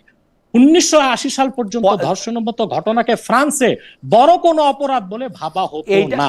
ফ্রান্সের সরকারি গবেষণায় দেখা গেছে প্রতি বছর এই দেশে ধর্ষণের শিকার হন 75,000 নারী। কানাডায় এখন পর্যন্ত ধর্ষণের বিরুদ্ধে লিখিত অভিযোগের সংখ্যা 25,16,958টি। আপনি যদি দেখতে চান, আমি যেই সোর্সগুলো বললাম, ব্যুরো অফ জাস্টিস স্ট্যাটিস্টিক্স, তারপরে আপনার এগুলো আপনি সব দেখবেন। এখন আপনি বক্তব্যটা বলেন, প্রশ্নটা কি? আমার প্রশ্ন হচ্ছে, প্রচলিত আইন যেখানে ধর্ষণের বিচারে ব্যর্থ, সেখানে শরিয়া আইনে অন্তত ধর্ষণের বিচারটা হোক। আপনাদের আপত্তি কোথায়? আপনারা যে প্রচলিত আইনে, আপনারা আরেকটা তো মজার বিষয়, আপনি আমাকে প্রশ্নটা করেন এবং দুইটা প্রশ্ন করার সুযোগ দেন। না, দুইটা প্রশ্ন করার সুযোগ দেন। আপনার কাগজ আমার হাতে এসে গেছে। আপনি ডয়েচে বেলেতে 2018 27 অক্টোবর আপনার চ্যানেল থেকে প্রচারিত। 2018 27 অক্টোবর আমি ডয়েচে বেলেতে ছিলাম না। ছিলেন না, কিন্তু এটা আগে ছিলেন আপনি। 2018 27 অক্টোবর ছিলাম না, মানে আমার কাগজ না, একটা বিশ্বমাপের চ্যানেল তো। জি সেখানে আসছে বিশ্বের যে দেশগুলোতে, ব্রিটেনে ইন্টারন্যাশনাল বিজনেস টাইমসের সেখানে তথ্য তুলে ধরা হয়েছে যে দক্ষিণ আফ্রিকায় প্রতি 3 মিনিটে একটি শিশুকে ধর্ষণ করা হয়। Trade union solidarity helping hand এর করা জরিপ এটা বলেছে। ভারতে Asian centre for human rights, আমি বুঝছি, আপনি আবার প্রশ্নটা করেন, ডেটা দিয়ে তো সমস্যা হচ্ছে, প্রশ্নটা করেন। ঠিক আছে, এখন আমার প্রশ্ন হচ্ছে, আপনাদের এই প্রচলিত আইন তো খুবই ত্রুটিপূর্ণ এবং এখানে ইনজাস্টিস 100% হতে পারে। যেমন আপনারা শরিয়া আইনে হচ্ছে 4 জন প্রত্যক্ষদর্শী সাক্ষ্য দেখবে, তারপরে বিচার কার্যকর হবে, কিন্তু আপনাদের এখানে সাক্ষ্য প্রমাণ সব কিছুর বালাই নেই। মূল আপনারা হচ্ছে ডিএনএ টেস্ট করেন। এখন ডিএনএ টেস্টের মাধ্যমে কি আসলে ধর্ষকের উপযুক্ত বিচার হতে পারে, বা ধর্ষিতা কি জাস্টিস পেতে পারে? 4 জন পূর্ণবয়স্ক মানুষের সামনে ধর্ষণ হবে? ওটা পরের কথা, আগে আমার কথা বলেন। 4 জন পূর্ণবয়স্ক মানুষের সামনে ধর্ষণ হবে? আমার প্রশ্ন না নিয়ে আমি আপনারটা নিব কেন? মানে আপনার প্রশ্ন, সেটা তো আপনাকে ব্যাখ্যা দিব, সেটা তো আপনাকে ব্যাখ্যা দিব। আমার প্রশ্ন করতে দেন। প্রশ্ন বলেন। আপনার ডিএনএ যেটা, এটা তো আপনি জানেন, ডিঅক্সিরাইবোনিউক্লিক অ্যাসিড। এখানে জিনের সিমিলারিটি দেখা হয়। বাবা মা সন্তানের জিনের সিমিলারিটির মাধ্যমে এতটুকু নির্ধারণ হয় যে পারিবারিক সম্পর্ক কি। এখন একজন পুরুষ একজন মহিলা সম্মতির ভিত্তিতে ফিজিক্যাল রিলেশন করলো, ডিএনএ টেস্টে তো তা পাওয়া গেল। কিন্তু প্রচলিত আইনে ছেলে মেয়ে রাজি থাকলে এটা কোনো ধর্ষণ নয়, অপরাধ নয়। কিন্তু ফিজিক্যাল রিলেশনের পরে যদি মেয়েটি বলে আমাকে জোর করে করা হয়েছে, আপনার ডিএনএ টেস্ট কি পারবে ডিডাক্ট করে দিতে যে আসলে জোর করে না সম্মতির ভিত্তিতে হয়েছে। আপনি কি প্রশ্নটা শেষ অথচ করছেন? আপনার ডিএনএ আপনি কি প্রশ্নটা শেষ আমি করছেন? শেষ করি আমি। অথচ ডিএনএ টেস্টের ভিত্তিতে আপনি রায় কার্যকর করে দিচ্ছেন, এটা কি ইনজাস্টিস নয়? 2, ছেলেরাই মেয়েদেরকে ধর্ষণ করে না, মেয়েরাও ছেলেদেরকে ধর্ষণ করতে পারে। আমেরিকা ধর্ষণের ঘটনায় 8% ছেলেরা ধর্ষণের শিকার হচ্ছে। এখন ছেলে ধর্ষণ করলো কি মেয়ে ধর্ষণ করলো, এটা ডিএনএ টেস্টের মাধ্যমে ডিটেক্ট করার কোনো সুযোগ নেই। অতএব আপনাদের এই বিচার ব্যবস্থা সম্পূর্ণ ত্রুটিপূর্ণ ভিত্তির উপর দাঁড়িয়ে আছে। এবার আসেন 4 জন প্রত্যক্ষদর্শী। আমার প্রশ্নটা করতে দেন, আপনি আমাকে প্রশ্নটা করতে দেন। প্রথম কথা হচ্ছে যে আপনি বলছেন সম্মতিতে যদি হয়, পরে যদি মেয়েটা বলে বা ছেলেটা বলে যে আমাকে ধর্ষণ করছে, তাহলে এটা কি হবে?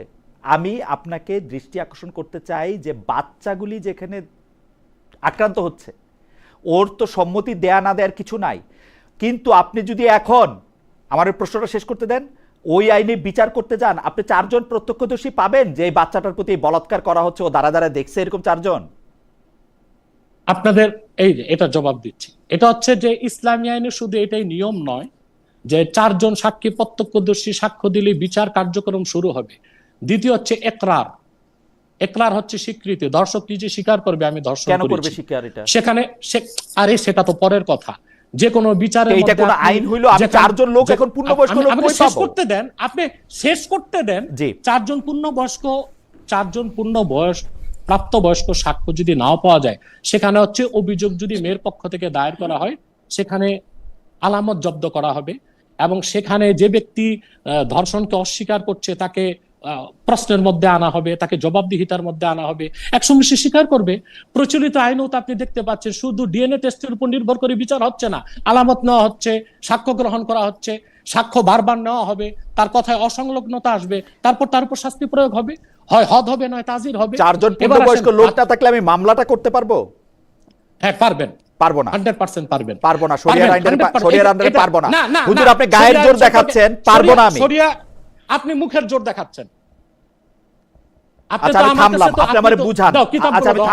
আচ্ছা আমি থামলাম, আপনি আমারে বুঝান কেমনে পারবেন। আজকে যদি আপনার পক্ষে যদি কোনো আলেম থাকতো তাহলে আমি কিতাবপত্রগুলো দেখাতে পারতাম। না আমি আলেম না, আমাকেই দেখান কিতাবপত্র। আমি মামলা করতে পারবো কিনা সেটা, আমি আলেম না, আমাকেই দেখান। যদি হ্যাঁ মামলা করতে পারবেন। বলেন। মহিলা যদি যে অভিযোগ করে যে এই পুরুষ আমার সাথে সম্পর্ক করেছে, আমার সম্মতি ছিল না, মহিলার আবেদনের উপর মামলা রুজু হবে। তারপরে শরীয়তের ভিত্তিতে পুরুষ ব্যক্তিটাকে 4 জন সাক্ষী না থাকলেও সেক্ষেত্রে শরীয়তের বিধান হচ্ছে আল বাইয়িনাতু আলাল মুদ্দাই ওয়াল ইয়ামিনু আলা মান আনকার। অর্থাৎ যে ব্যক্তি দাবি করবে সে উপযুক্ত দলিল পেশ করবে যে আমাকে এইভাবে ধর্ষণ করা হয়েছে, আমি প্রমাণ দিলাম, সেই প্রমাণের ভিত্তিতে বিচার হবে। সেই উপযুক্ত প্রমাণটা কি হুজুর? আপনি তো সব কথা এড়ায় যাচ্ছেন। সেই উপযুক্ত প্রমাণ, একমাত্র প্রমাণ হচ্ছে 4 জন প্রত্যক্ষদর্শী সাক্ষী লাগবে না। একমাত্র প্রমাণ এইটা না, একমাত্র প্রমাণ এটা। যদি 4 জন, আপনি তো গায়ের জোর না, ওই যে বললাম মুখের জোরে করতেছেন। আপনি আরেকটা প্রমাণের কথা বলেন আমাকে, আরেকটা প্রমাণের কথা বলেন। এই যে আমি একটা দলিল দিয়ে দিলাম। কি দলিল? কি দলিল বলেন? এটা হাদিস। হাদিস থেকে ইসলামী শরিয়া, হাদিস থেকে ইসলামী শরিয়া স্পষ্ট আনা হয়েছে আল বাইয়িনাতু আলাল মুদ্দাই ওয়াল ইয়ামিনু আলা মান আনকার। ধর্ষক যে অস্বীকার করলো, সে তো অস্বীকার করলো, যে ধর্ষিতা সে উপযুক্ত প্রমাণ পেশ করবে যে আমি ধর্ষণের শিকার হয়েছি। সেটা কি? পরবর্তীতে শরিয়া আদালতের দায়িত্ব। উপযুক্ত প্রমাণটা কি? DNA test? সে যে না, ডিএনএ হতে পারে, ডিএনএ টেস্ট তো শরীয়ত নিষেধ করে না। তাহলে সমস্যা কি? তাইলে আপনি প্রথমে যে প্লয়টা নিলেন সেই প্লয়টা কি? মানে এটার সাথে এটা তফাৎটা কি? আমি বুঝলাম না তো তফাৎটা কি। আপনি যদি ডিএনএ টেস্ট আনেন সামনে, তাহলে আর আমি কি উপযুক্ত প্রমাণ? আপনি প্রচলিত আইনও শুধু ডিএনএ টেস্টের উপরে বিচার কার্য হয় না। সেখানে মেডিকেল টেস্ট করা হয়, স্যাম্পল নেওয়া হয় চুল থেকে, স্যাম্পল নেওয়া হয় ঘাম থেকে, স্যাম্পল নেওয়া হয় বিছানা থেকে, অবশ্যই। তারপরে সব প্রমাণ, তারপরে অবশ্যই যে ব্যক্তি ধর্ষণ করেছে তার স্বীকৃতি নেওয়া হয়। সে এক মুহূর্তে স্বীকার করে যে সে ধর্ষণ করেছে। কেন?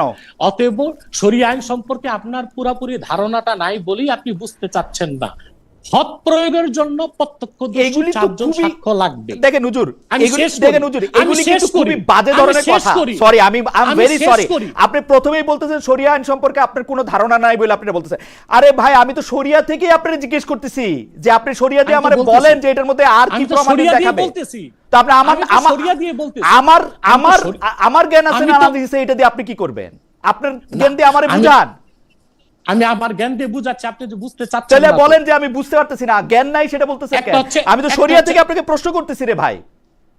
না, আপনি তো যদি রাগ না করেন আপনাকে আপনি আমাকে প্রশ্ন রাগ, করি, আপনি আমি কি? রাগ করতে চাইতেছি না তো। আপনি আমাকে তো শরিয়া শব্দের বলতেছেন, অর্থটাও কি জানেন? আপনি আমাকে বলতেছেন তো যে আমি কিছু জানি না, এজন্য আমারে বুঝাইতে পারতেছেন না। ভাই আমার আপনি বুঝানোর জন্যই তো আপনি আমাকে বলবেন।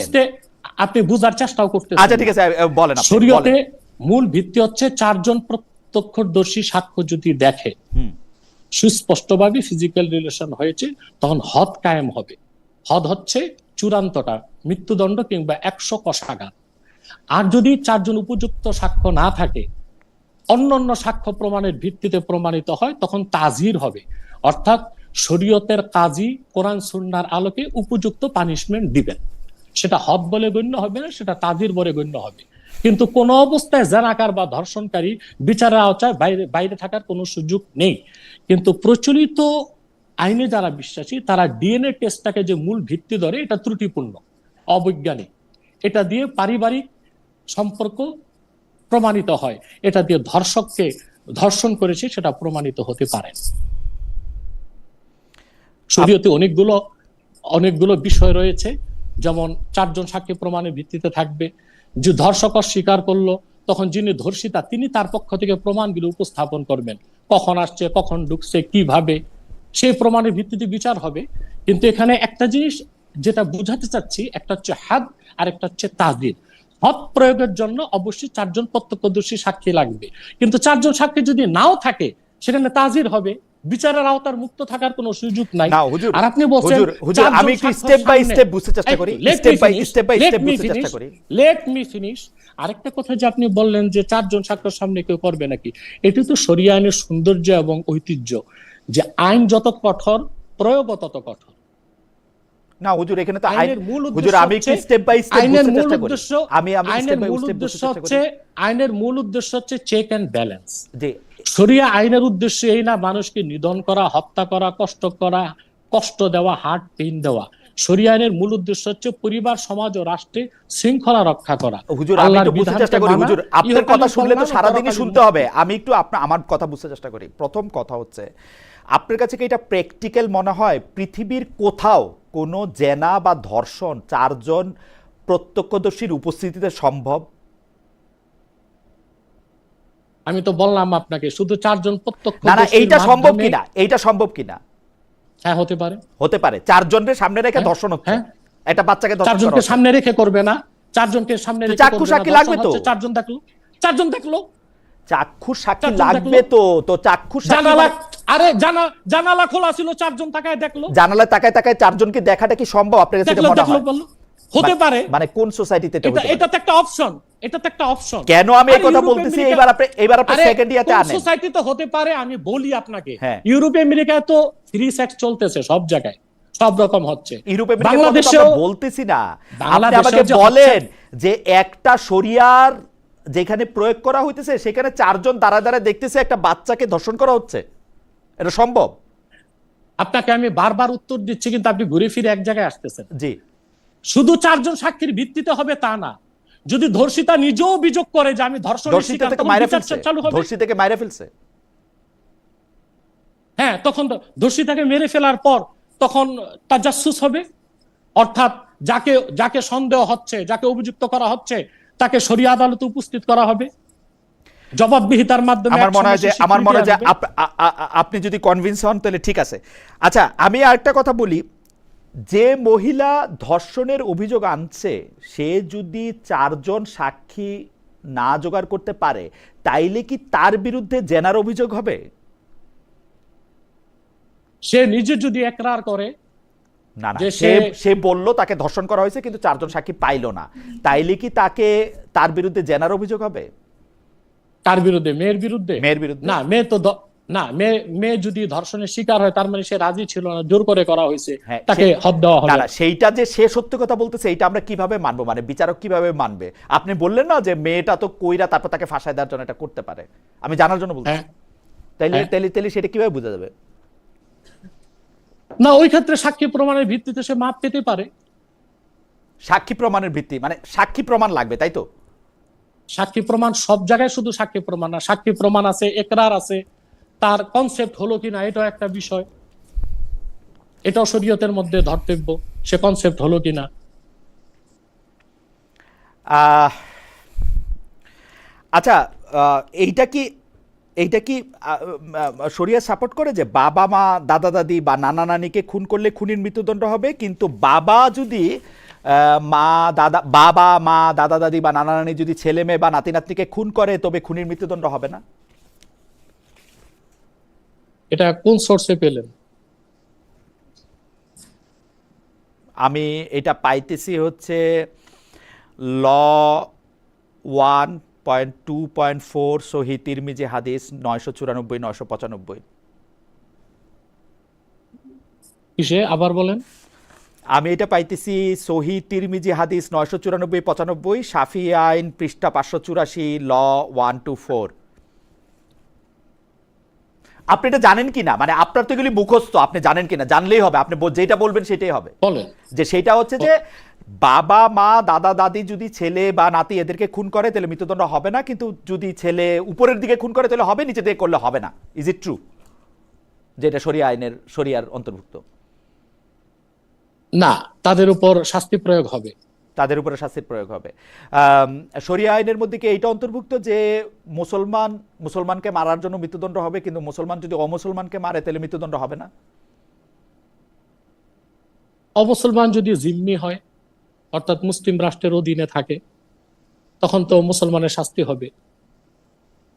আবার ক্ষতিপূরণ একটু পরিষ্কার করে বলেন যে মানে বাংলাদেশে যদি একজন মুসলমানকে মারে তাহলে তো এটা মৃত্যুদণ্ডের মতো, কিন্তু যদি বাংলাদেশে একজন মুসলমান একজন অমুসলমানকে মারে তাইলে কি তার মৃত্যুদণ্ড হবে না? মানে ব্যাপারটা কি এরকম? অমুসলিমটা যদি জিম্মি হয়, অর্থাৎ মুসলিম রাষ্ট্রের সবকিছুকে মেনে নিল, বর্ষতা স্বীকার করলো, তখন তার হত্যার বিচার হবে। জিম্মি হইলে মানে তার তার অধীনে থাকলে, মানে জিম্মি অধীনে না, রাষ্ট্রের অধীনে থাকলে। রাষ্ট্রের অধীনে বলতে মানে বাংলাদেশ দিয়ে একটু বুঝান তো, বাংলাদেশের অমুসলমানরা মারলে পরে তার মৃত্যুদণ্ড হবে হবে না সেইটার ক্ষেত্রে আর যদি এখানে শরিয়া আইন বলবৎ থাকে আর রাষ্ট্রের প্রতি তাদের আনুগত্য থাকে, তখন তারা জিম্মি বলে গণ্য হবে। ওকে। মুরতাদ কাকে বলা যেতে পারে? আমি আমি আমি আমি অনেকগুলা সূরার জায়গায় দেখতে পাচ্ছিলাম যে আপনি আসলে আরেকজনকে অমুসলমান বলা বা মুরতাদ ঘোষণা করা সেটা একটু কঠিন, সেটাকে নিরুৎসাহিত করা হয়েছে বারবার। আমি অনেকগুলো হাদিসও দেখতেছিলাম। তো আপনার বলেন তো একটা হাদিস। দু একটা হাদিস বলবো। একটা বলেন।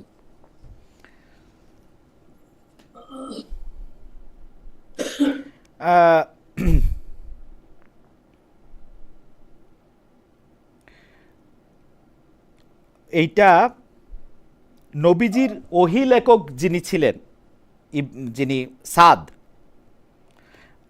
সেই ইবনে মানে তিনজনকে আমরা পাইতেছি যারা আসলে ধর্ম নেওয়ার পরে ধর্ম ত্যাগ করছিল। একজনের নাম হচ্ছে হারিথ, একজনের নাম হচ্ছে নবীজির ওহী লেখক ইবনে সাদ, এবং একজন হচ্ছে ওবায়দুল্লাহ। এই তিনজনের কাউরেই মৃত্যুদণ্ড কেন কোনো শাস্তি তিনি দেন নাই। তিনি মনে কষ্ট পেয়েছেন এবং সর্বদা কিন্তু মেনে চলেছেন লা ইকরাহা ফিদ্দিন, ধর্মে জবরদস্তি নাই। বাকারা 256 নম্বর আয়াত। সব ঠিক আছে। সহিহ বুখারীর 9ম খণ্ড হাদিস 318 আছে। জাবির বিন আব্দুল্লাহ, আমি হাদিসটা পড়ি, আপনি পড়তে বলছেন।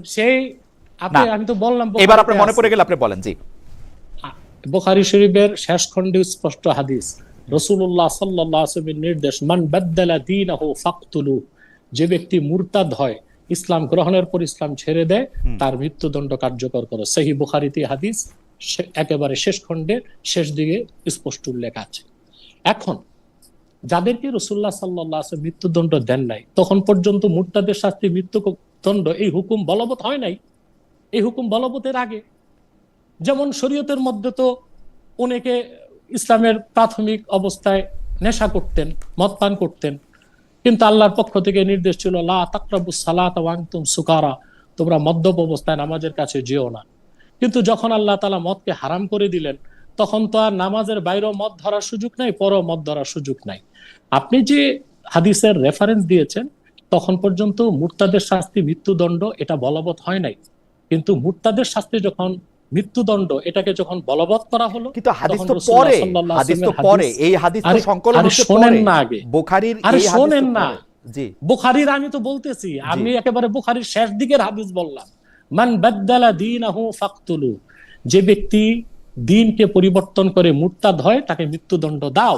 এটা বুখারী শরীফের হাদিস। এখন কোন হাদিস নাসে, কোনটা মানসুখ, কোনটায় মাসালা হবে, কোনটায় রায় হবে, এটা তো আপনাকে বুঝতে হবে।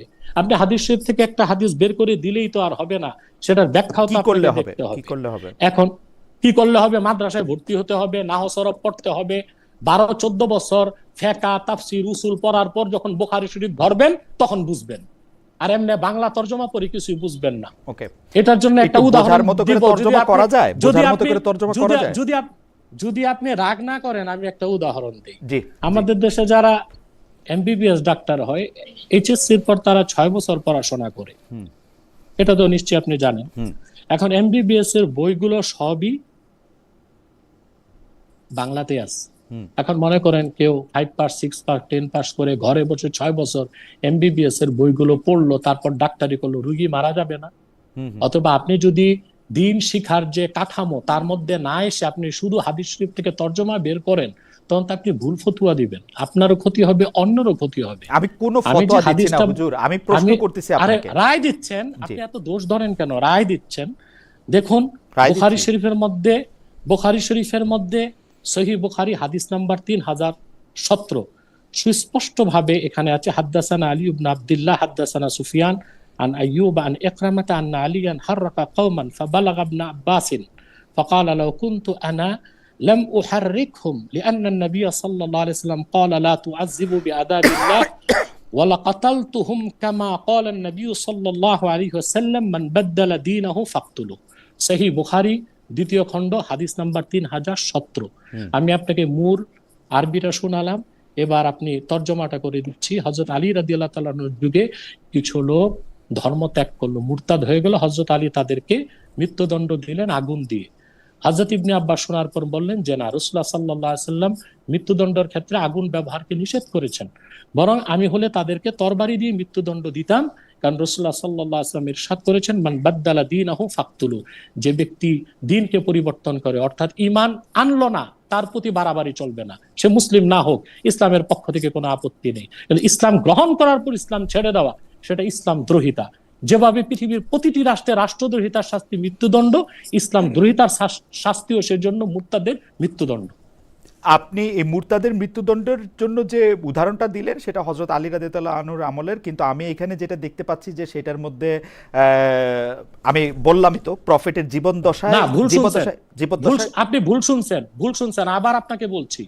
হযরত আলী রাদিয়াল্লাহু তাআলা আনহু কি ইবনে আব্বাস রাসূলুল্লাহ সাল্লাল্লাহু আলাইহি ওয়াসাল্লামের হাদিস শুনিয়েছেন, যেটা আল্লাহ রাসূল সাল্লাল্লাহু আলাইহি ওয়াসাল্লামের রায়, মান বাদদালা দীনাহু ফাকতুলু, যে ব্যক্তি দিন বদলে ফেলে তাকে মৃত্যুদণ্ড দাও।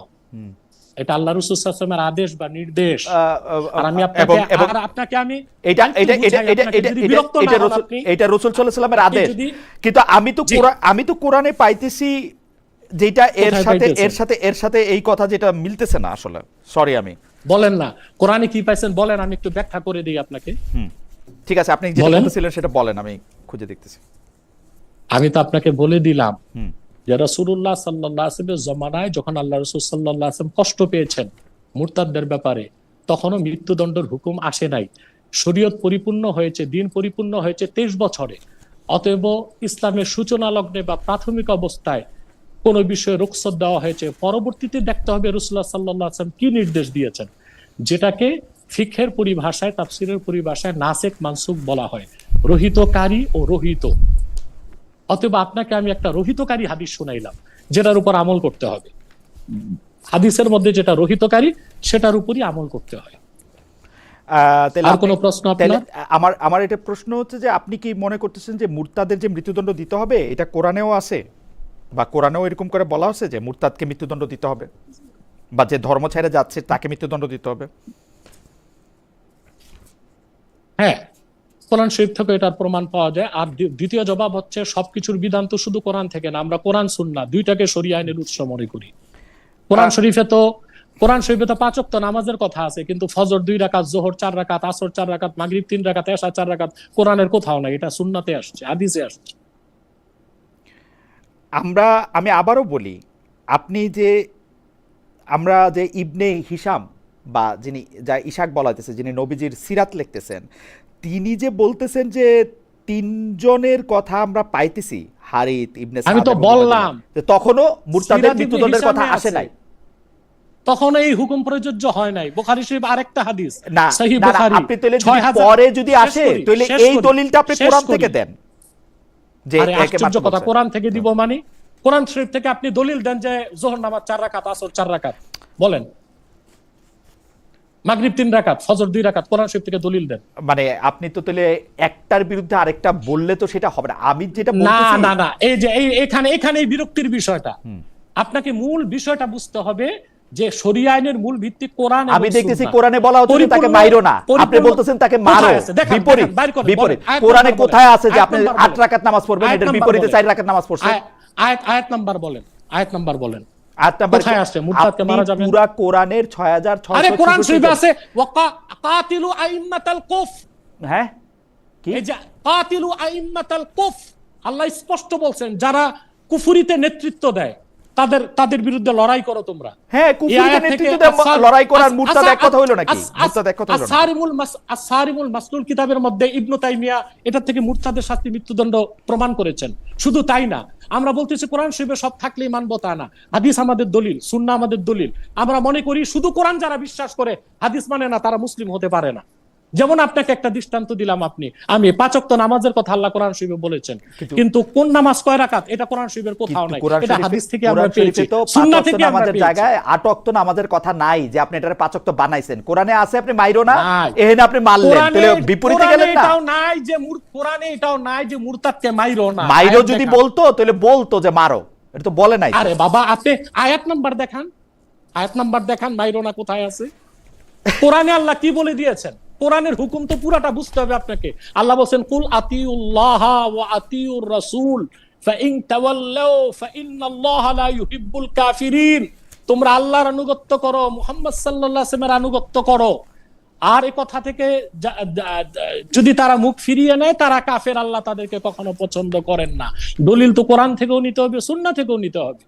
আমি তো বুখারী শরীফের অনেকগুলো হাদিস আপনাকে দেখাতে পারি, একটা তো শোনালাম, আরেকটা হাদিস হচ্ছে বুখারী শরীফ হাদিস নাম্বার 6922, সেখানেও হাদিসটা আসছে আবু নুমান মুহাম্মদ ইবনুল ফাদল হাদাসানা হাম্মাদ ইবনু যায়েদ আন আইয়ুব আন ইকরামা ক্বালা। আচ্ছা, আপনি আমাকে একটু বুঝায় দেন, আপনি আমাকে একটু বুঝায় দেন।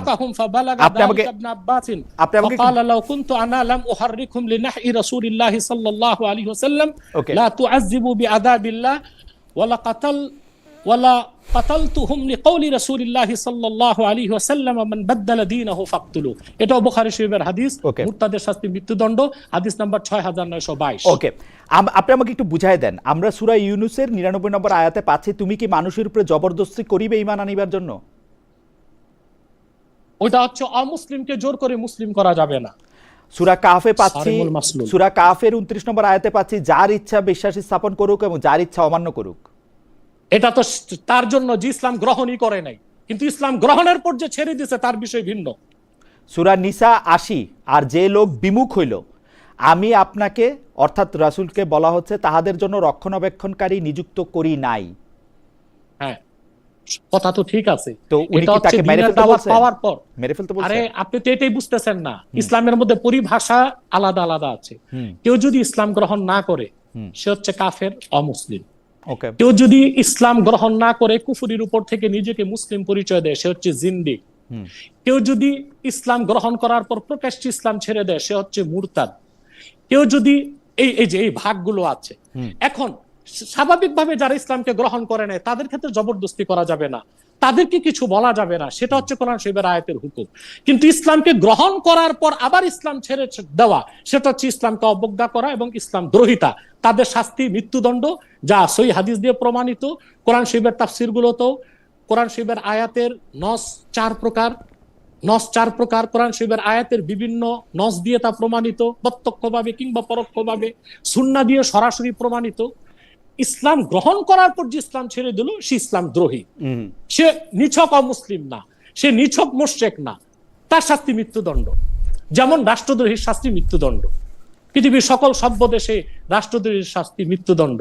এবং আপনারাও তো বাংলাদেশে রাষ্ট্রদ্রোহিতার কারণে জামাতের প্রবীণ নেতাদের ফাঁসি দিচ্ছেন না? এই বয়স্ক মানুষগুলোকে, এই দেশেরই মানুষ ছিল তারা রাষ্ট্রদ্রোহের কারণে না মনে হয়। সেটা যেটাই বলেন, স্বাধীনতা অস্বীকার করছে বা যুদ্ধপরাধী যেটাই বলেন, সেটা তো সব ধারাই ছিল, রাষ্ট্রদ্রোহিতা তো ছিল। তা আপনি কি বলেন রাষ্ট্রদ্রোহীকে মৃত্যুদণ্ড দেওয়া হবে না? পৃথিবীর প্রত্যেক সভ্য রাষ্ট্রকে মৃত্যুদণ্ড দেওয়া হয় না? আমি আমি আমি আমি আমি আপনি মৃত্যুদণ্ড দেন, যে মৃত্যুদণ্ড, যে মুরতাদ আছে তার মৃত্যুদণ্ড হাদিস দিয়ে প্রমাণিত, কিন্তু সুন্নাহ দিয়ে প্রমাণিত। কিন্তু আপনি কোরআন সুন্নাহ দিয়ে যে আপনি প্রমাণটা করতেছেন, সেই প্রমাণটার ক্ষেত্রে আমার একটু বোঝানোর জন্য আমি একটু বলি। হ্যাঁ, আপনাকে আমি খালেদ ভাই, আপনি তো 4 বছর বড় আমার, জি, এই জন্য আপনাকে খালেদ ভাই সম্বোধন করছি। সারা রাত আমি বসে আছি, আপনি যতক্ষণ বুঝতে চান আমি প্রস্তুত আছি। এই ব্যাপারে আপনার খ্যাতি আছে। আমি আপনাকে খেয়াল করি যে আজকে থেকে আরো বোধহয় 15-20 বছর আগে হবে, আপনি একজনকে নিজে গিয়ে তার কেন এই ধর্ম নিয়ে তার দ্বিধা থাকতেছে সেইটা নিয়ে আপনি, আমার যদ্দূর মনে পড়ে, আপনার নিশ্চয়ই ঘটনাটা মনে আছে যে উনি হয়তো অন্য একটা ধর্মে গেছিলেন, আমি অন্য একটা ধর্মে গেছিলেন, আপনি তাকে আসলে মানে অনেক ধৈর্য নিয়ে অনেক বুঝাইতেছিলেন, সেটা আমি জানি। সেটা আজকে থেকে অন্তত 15 বছর আগে হবে, মানে তার কমে না যে মানে এই ব্যাপারে আপনার খ্যাতি আছে যে আপনি এটা। কিন্তু আমি সিরিয়াসলি এই জিনিসগুলি কেন বুঝতে চাই যে এখন মনে করেন এটা যদি এখন একটা আইন হয়, বা এই আইনটা যদি এরকম থাকে যে মুরতাদকে হত্যা করা যাবে, তাইলে কি এই যে কাউরে একটা মুরতাদ ঘোষণা করা, তার মৃত্যুদণ্ড দেওয়া, এটা যে কেউ এটা করতে পারবে? এবং মানে না, যে কেউ করতে পারবে না। It is okay. এখানে আরেকটা বিষয় আমি ক্লিয়ারিফাই করে দেই। হ্যাঁ, কেউ যদি ইসলাম ছেড়ে দেয়, গোপন রাখে, সে মুরতাদ বলে গণ্য হবে না, সে মুনাফিক বলে গণ্য হবে। ওকে, তার তো মৃত্যুদণ্ড শরিয়া রাষ্ট্র দিবে না, জনগণও দিবে না।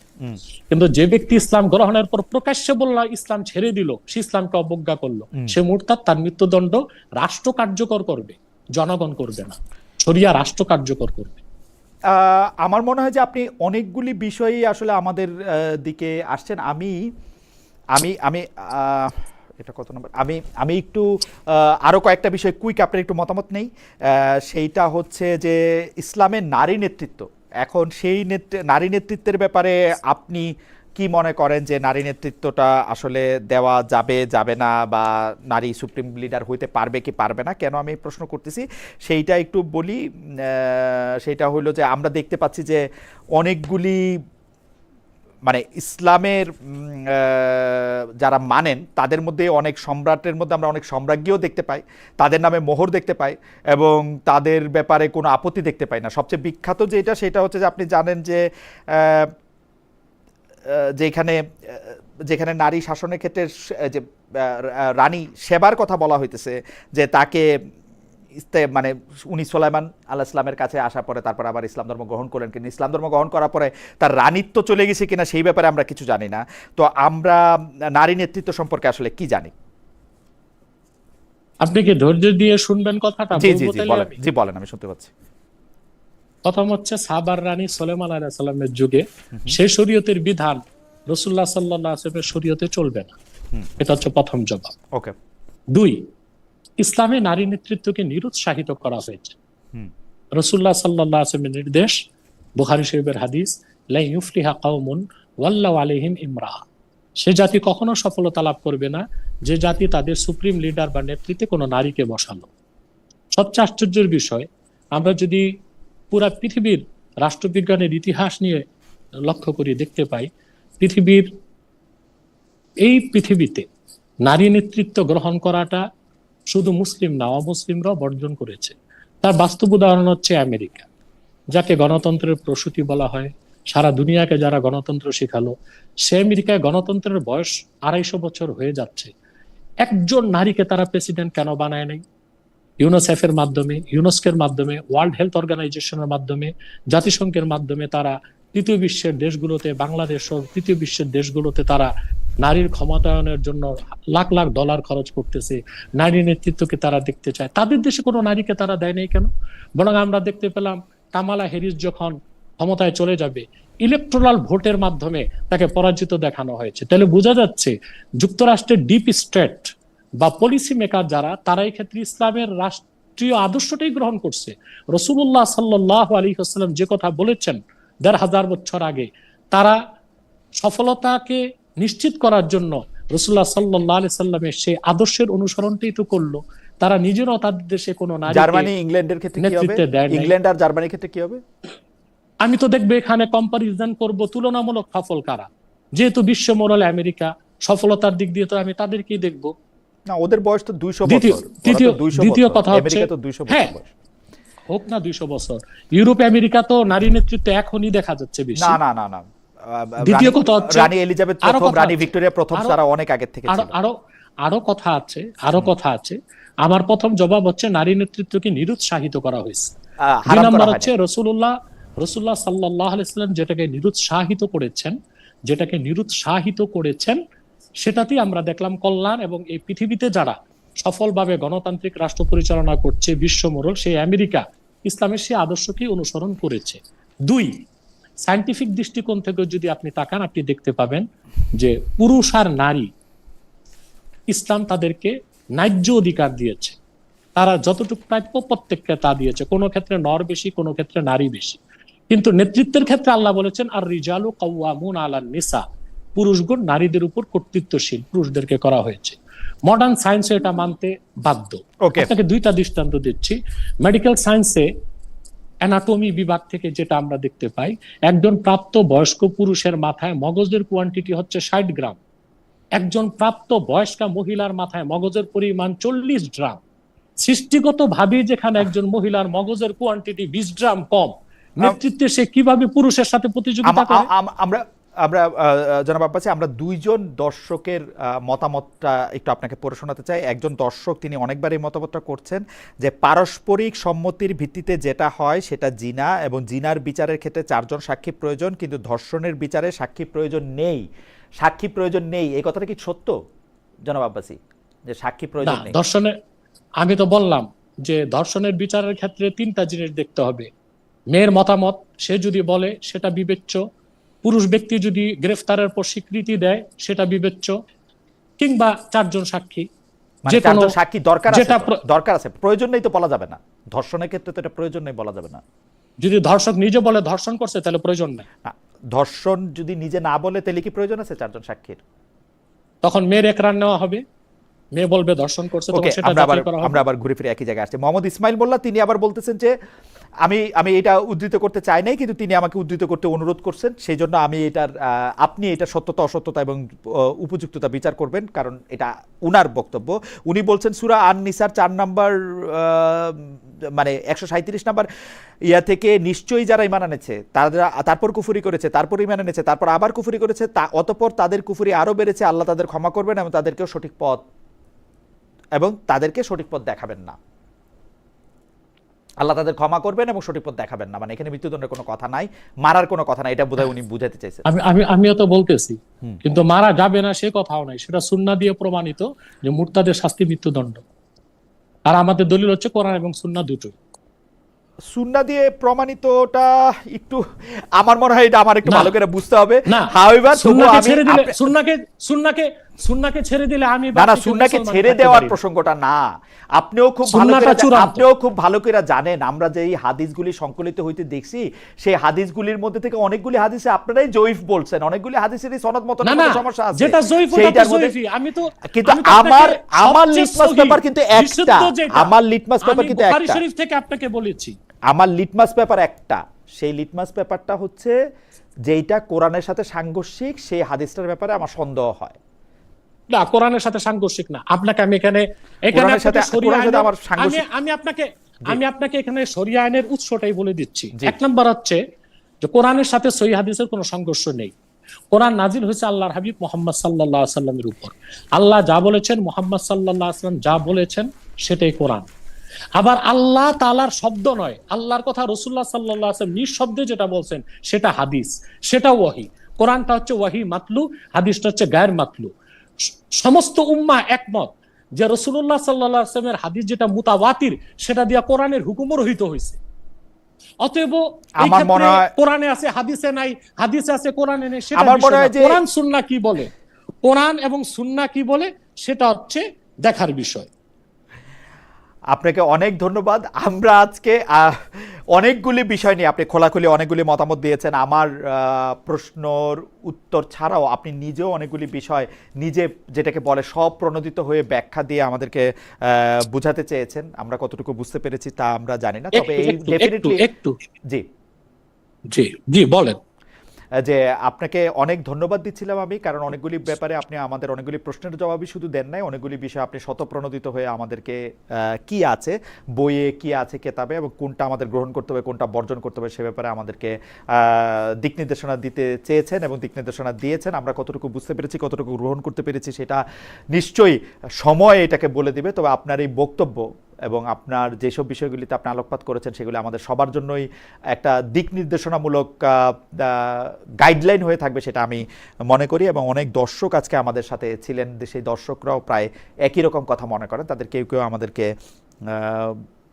ভালো কথা বলেছেন, কেউ কেউ খারাপ কথা বলেছেন, কেউ কেউ বলেছেন আমি জামায়াতে ইসলামী পন্থী, কেউ কেউ বলেছেন যে আমি মুরতাদ, কেউ কেউ বলেছেন যে আমি সেকুলার, কেউ কেউ বলেছেন যে না আমি আজকে কিছু ভালো প্রশ্নও করেছি, আবার কেউ কেউ আপনার সম্পর্কে বলেছেন যে আপনি অনেক ধৈর্য ধরে অনেকগুলি বিষয়ে সুন্দর করে আমাকে বুঝাতে চেষ্টা করেছেন, সেজন্য আপনাকে ধন্যবাদ দিয়েছেন। আমরাও আপনাকে অনেক ধন্যবাদ দিতে চাই। তবে দর্শকদের উদ্দেশ্যে আমরা একটা অন্য বিষয়ে প্রশ্ন রেখেছিলাম, সেইটাও একটু আমরা আপনাকেও একটু শোনাই আপনাকে সামনে রেখে, যে জাতিসংঘের সাধারণ পরিষদের সভাপতি নির্বাচিত হয়েছেন বাংলাদেশের পররাষ্ট্রমন্ত্রী ডক্টর খলিলুর রহমান। দর্শকদের কাছে প্রশ্ন যে তার মন্ত্রীর পদ ধরে রাখা উচিত হবে বলে মনে করেন কিনা। শতকরা ক্ষমা করবেন, শতকরা 23 ভাগ মনে করছেন যে হ্যাঁ উচিত হবে, শতকরা 77 ভাগ মনে করছেন যে উচিত হবে না। আপনি আপনার মাধ্যমে আমি একটা ফতোয়া, একেবারে চারো মাযহাবের ফতোয়াটা মুরতাদের ক্ষেত্রে শোনাই দিতে চাই। জি জি, আপনি আমাকে একটা মিনিট সময় দিন। জি প্লিজ। এখন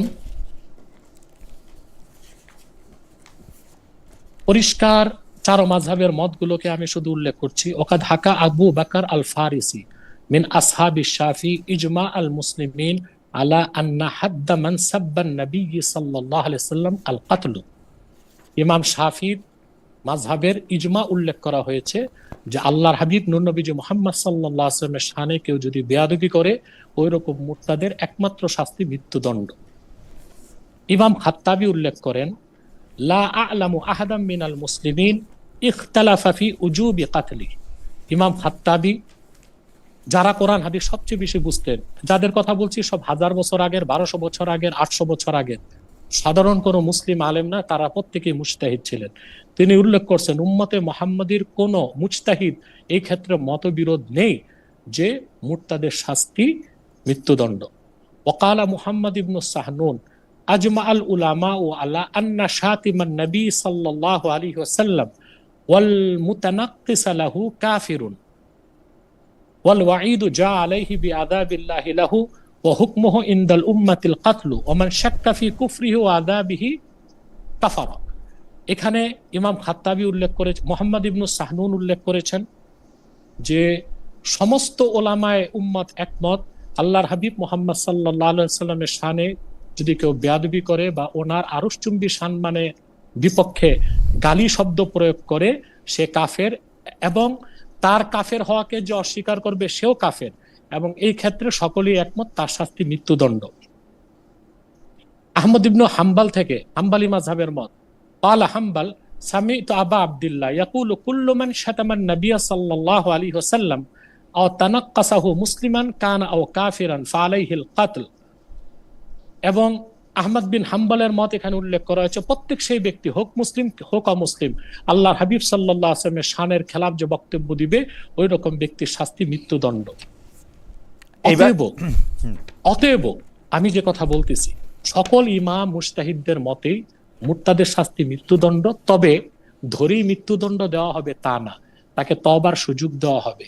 এটাকে বলা হয় ইস্তাতাবু, অর্থাৎ তার কাছে তওবা তলব করা হবে। সে যদি তওবা করে তাহলে মৃত্যুদণ্ড রহিত করা হবে। কিন্তু মুরতাদের মধ্যে যারা আল্লাহ তাআলার হাবিব মুহাম্মদ সাল্লাল্লাহু আলাইহি সাল্লামের আরশচুম্বী সম্মানের খেলাফ বক্তব্য দিবে, সেই ধরনের ইসলাম দ্রোহী মুরতাদের শাস্তি মৃত্যুদণ্ড, সেখানে ক্ষমার কোনো সুযোগ নেই। অতএব কোরআন শরীফে মুরতাদের শাস্তি মৃত্যুদণ্ড নেই এ কথা বলে সুন্নাহকে অস্বীকার করার কোনো সুযোগ নেই। মুসলিম সেই যে কোরআনকে বিশ্বাস করে, সুন্নাহকে বিশ্বাস করে। আর আপনি যে বলেছেন হাদিস শরীফের মধ্যে জয়ীফ আছে, সহি আছে, আমরা তো সহিটাই বলতেছি, সহি বুখারী থেকে আমি বলেছি, একটা না, সময় পেলে অনেকগুলো হাদিস আপনাকে শোনাতাম। আপনি অনুমতি দিলে আমি শুধু এইটা বোঝার জন্যই আর কি, আপনি অনুমতি দিলে আমি এইটা একটু বলতে চাই যে হ্যাঁ, আপনি এটা ঠিক বলছেন যে বুখারী শরীফের 2854 নম্বর হাদিসে আমি এটা দেখতে পাচ্ছি যে নবীজি বলিয়াছেন, যে ব্যক্তি ধর্মত্যাগ করে তাহাকে হত্যা করো। কিন্তু কথা হচ্ছে যে এই হাদিসটার সত্যতা নিয়ে আমার যেখানে ডাউট, আপনি আমার অজ্ঞতা ক্ষমা করবেন, কিন্তু আমার ডাউটটার আপনি আবার নিরসন করতে চেষ্টা করেন, যেটা আমি আসলে একটু বলতে চেষ্টা করতেছিলাম যে নবীজি এই হাদিসটা তো প্রথম দিককার হাদিস, তারপরে এই হাদিসটা যখন বলতেছেন তারপরেও তিনি অন্তত তিনজনকে পাইছেন, যে তিনজন হচ্ছে মুরতাদ। হারিত, নবীজির ওহী যিনি লিখতেন সে স্বয়ং ইবনে সাদ, যারে আমরা পরে আবার মিশরের গভর্নর হিসেবেও দেখি, আমরা আরেকদিন আপনার কাছে মারওয়ানের কথাও শুনবো, কিন্তু এবং উবাইদুল্লাহ, এই তিনজনের কাউরে তিনি শুধু মৃত্যুদণ্ড দেনই নাই, তিনি এই সময় মানে তার কাছে বারবার ফিরে আসার পরও তিনি মানে এইটা তাদের মৃত্যুদণ্ডের ব্যাপারে তিনি কোনো নির্দেশই দেন নাই, এক। আর দুই হচ্ছে আপনি যদি দেখেন যে কোরআনের ক্ষেত্রে কিছু জিনিস কিন্তু পরিষ্কার, যেমন সূরা মুহাম্মদে কিন্তু জিনিসটা আছে যে যদি আপনি কাউকে যদি কোরআনের যদি কাউকে মেরে ফেলার কথা বলে, তাইলে কিন্তু মেরে ফেলতে বলে যে হ্যাঁ তুমি হত্যা করো। যদি মুরতাদদেরও হত্যা করতে বলতো আল্লাহর, যদি ওইটা, তাহলে তো এটা বলা হইতো সরাসরি। এটা যেহেতু বলা হয় নাই এবং প্রফেট তার জীবদ্দশায় তিনজন মুরতাদকে যেহেতু কিছু করেন নাই, সেহেতু আমার মনে হয় ডাউট যে এই হাদিসটা হয়তো সত্য নাও হতে পারে। না, এটা আপনার ডাউট, এটা আপনার ঈমান নষ্টকারী বিষয় বলে গণ্য হবে। বুখারী শরীফে এটা সহিহ riwayat, ওইটাও বুখারীর তো, ওইটাও বুখারীর তো, বলি আর অত্যন্ত বিশুদ্ধ রাওয়ায়াত বুখারী শরীফের রাওয়ায়াত গুলো। আর যে রাওয়ায়াতটা আমি শুনিয়েছি দুইটা বিশুদ্ধ রাওয়ায়াত, আল্লাহ রাসূল সাল্লাল্লাহু আলাইহি ওয়াসাল্লাম মুরতাদদেরকে যে ছেড়ে দিয়েছিলেন, সেই ঘটনাটা এই হাদিসে রাসূলুল্লাহ সাল্লাল্লাহু আলাইহি ওয়াসাল্লাম হুকুম দেওয়ার আগের ঘটনা। অতএব এখানে ডাউটের কোনো বিষয় নাই। এটাকে শরীয়তে বলা হয় মুতাকাদ্দাম মুতাআখার, নাসিখ মানসুখ, অগ্রবর্তী হুকুম পরবর্তী হুকুম। পরবর্তী হুকুম দিয়ে আল্লাহ তার রাসূল সাল্লাল্লাহু আলাইহি সাল্লাম পূর্ববর্তী হুকুমকে রহিত করে দিয়েছেন। সেটা পড়া যাবে, বিশ্বাস করা যাবে, রহিত হিসেবে থাকবে, কিন্তু রহিতকারী যেটা, সেটাকে আমল করতে হবে, সেটার উপর রায় হবে। জনাব এনায়েতুল্লাহ আব্বাসী, আপনাকে অনেক অনেক অনেক অনেক ধন্যবাদ। আপনি অনেকগুলি বিষয়ে আমাদেরকে মতামত দিয়েছেন। আরেকটা কথা, আপনি খলিল সাহেবের বিষয়ে কি বললেন? না, সেটা হচ্ছে জরিপ দিছিলাম আমরা, এটা দর্শকদের উদ্দেশ্যে জরিপ দিছিলাম, দর্শকদের কাছে প্রশ্ন করছিলাম যে 10% না সরি, মানে তিনি যে এখন জাতিসংঘের সভাপতি হয়েছেন সাধারণ পরিষদের, এখন তার পররাষ্ট্রমন্ত্রী থাকা উচিত কি উচিত না। তো 10% লোক, 10,000 লোক ভোট দিছেন, 10,000 লোকদের মধ্যে 23% না কত পার্সেন্ট মনে করছে যে উচিত, আর বাকিরা মনে করছেন উচিত না, ওরকম আর কি একটা জরিপ চালাচ্ছিল। আমার এখানে দুইটা কথা আছে, আপনার মাধ্যমে দর্শকদেরকে বলতে চাই। ওনাকে পররাষ্ট্রমন্ত্রী এখন থাকা উচিত কি উচিত না, এই প্রশ্নের আগে প্রশ্ন, ওনাকে পররাষ্ট্রমন্ত্রী নিয়োগ করা উচিত হয়েছে কি? এইটা খুবই খুবই একদমই উচিত আরে। হ্যাঁ, দ্বিতীয় আমার কথা যে দেশে টকশো গুলো বা বিভিন্ন জিনিসগুলো, আমি টকশো দেখার সময় কম পাই, দেখি যে সরকারের পক্ষে বিরোধী দলের পক্ষে খুব কথা হচ্ছে। সংসদেও একটা অধিবেশনে দেখলাম তর্ক বিতর্ক হচ্ছে সব অপ্রয়োজনীয় ইস্যু নিয়ে, সংস্কার হবে না সংশোধন হবে, কিন্তু মৌলিক বিষয়ে কোনো বিতর্ক নাই কেন? যেমন আমেরিকার সাথে ডক্টর ইউনূস সরকার নির্বাচনের 3 দিন আগে যে চুক্তি করে গেল, সেই চুক্তিটা কতটা দেশ বিরোধী, সার্বভৌমত্ব বিরোধী, স্বাধীনতা বিরোধী, আমাদের সেই বিষয়টা নিয়ে বিতর্ক নাই কেন? কেউ এটা নিয়ে কিছু বলতেছে না, না বিএনপি, না জামায়াতে ইসলামী, না এনসিপি, মানে কারোই এটা নিয়ে কোনো মাথা ব্যথা নাই। এটা ভাবার বিষয়। Right, Absolutely. ধন্যবাদ আপনাকে। আপনাকে অনেক আমি ধন্যবাদ। দোয়া করি আপনাকে আপনি ধন্যবাদ। সহ সকল মানুষ জি। যারা শরিয়া আইনের ব্যাপারে স্পষ্ট ধারণা নাই, আল্লাহ তাআলা তাদেরকে দ্বীনের সমঝ দান করুক, শরিয়া আইনের হিকমতকে বোঝার তৌফিক দান করুক, এবং আমরা প্রত্যেকেই যেন ভয়েস রেজ করি শরিয়া আইনের ভিত্তিতে বাংলাদেশ চলবে। সকলকে ধন্যবাদ। আপনাকে অনেক আসসালামু ধন্যবাদ। আলাইকুম আপনাকে অনেক ওয়া ধন্যবাদ। রাহমাতুল্লাহি ওয়া বারাকাতুহু। জি দর্শক, অনুষ্ঠান এখানে শেষ করছি। নিশ্চয়ই দেখা হবে আপনাদেরকে নতুন কোনো অতিথির সঙ্গে। তার আগে পর্যন্ত অনেক অনেক ধন্যবাদ।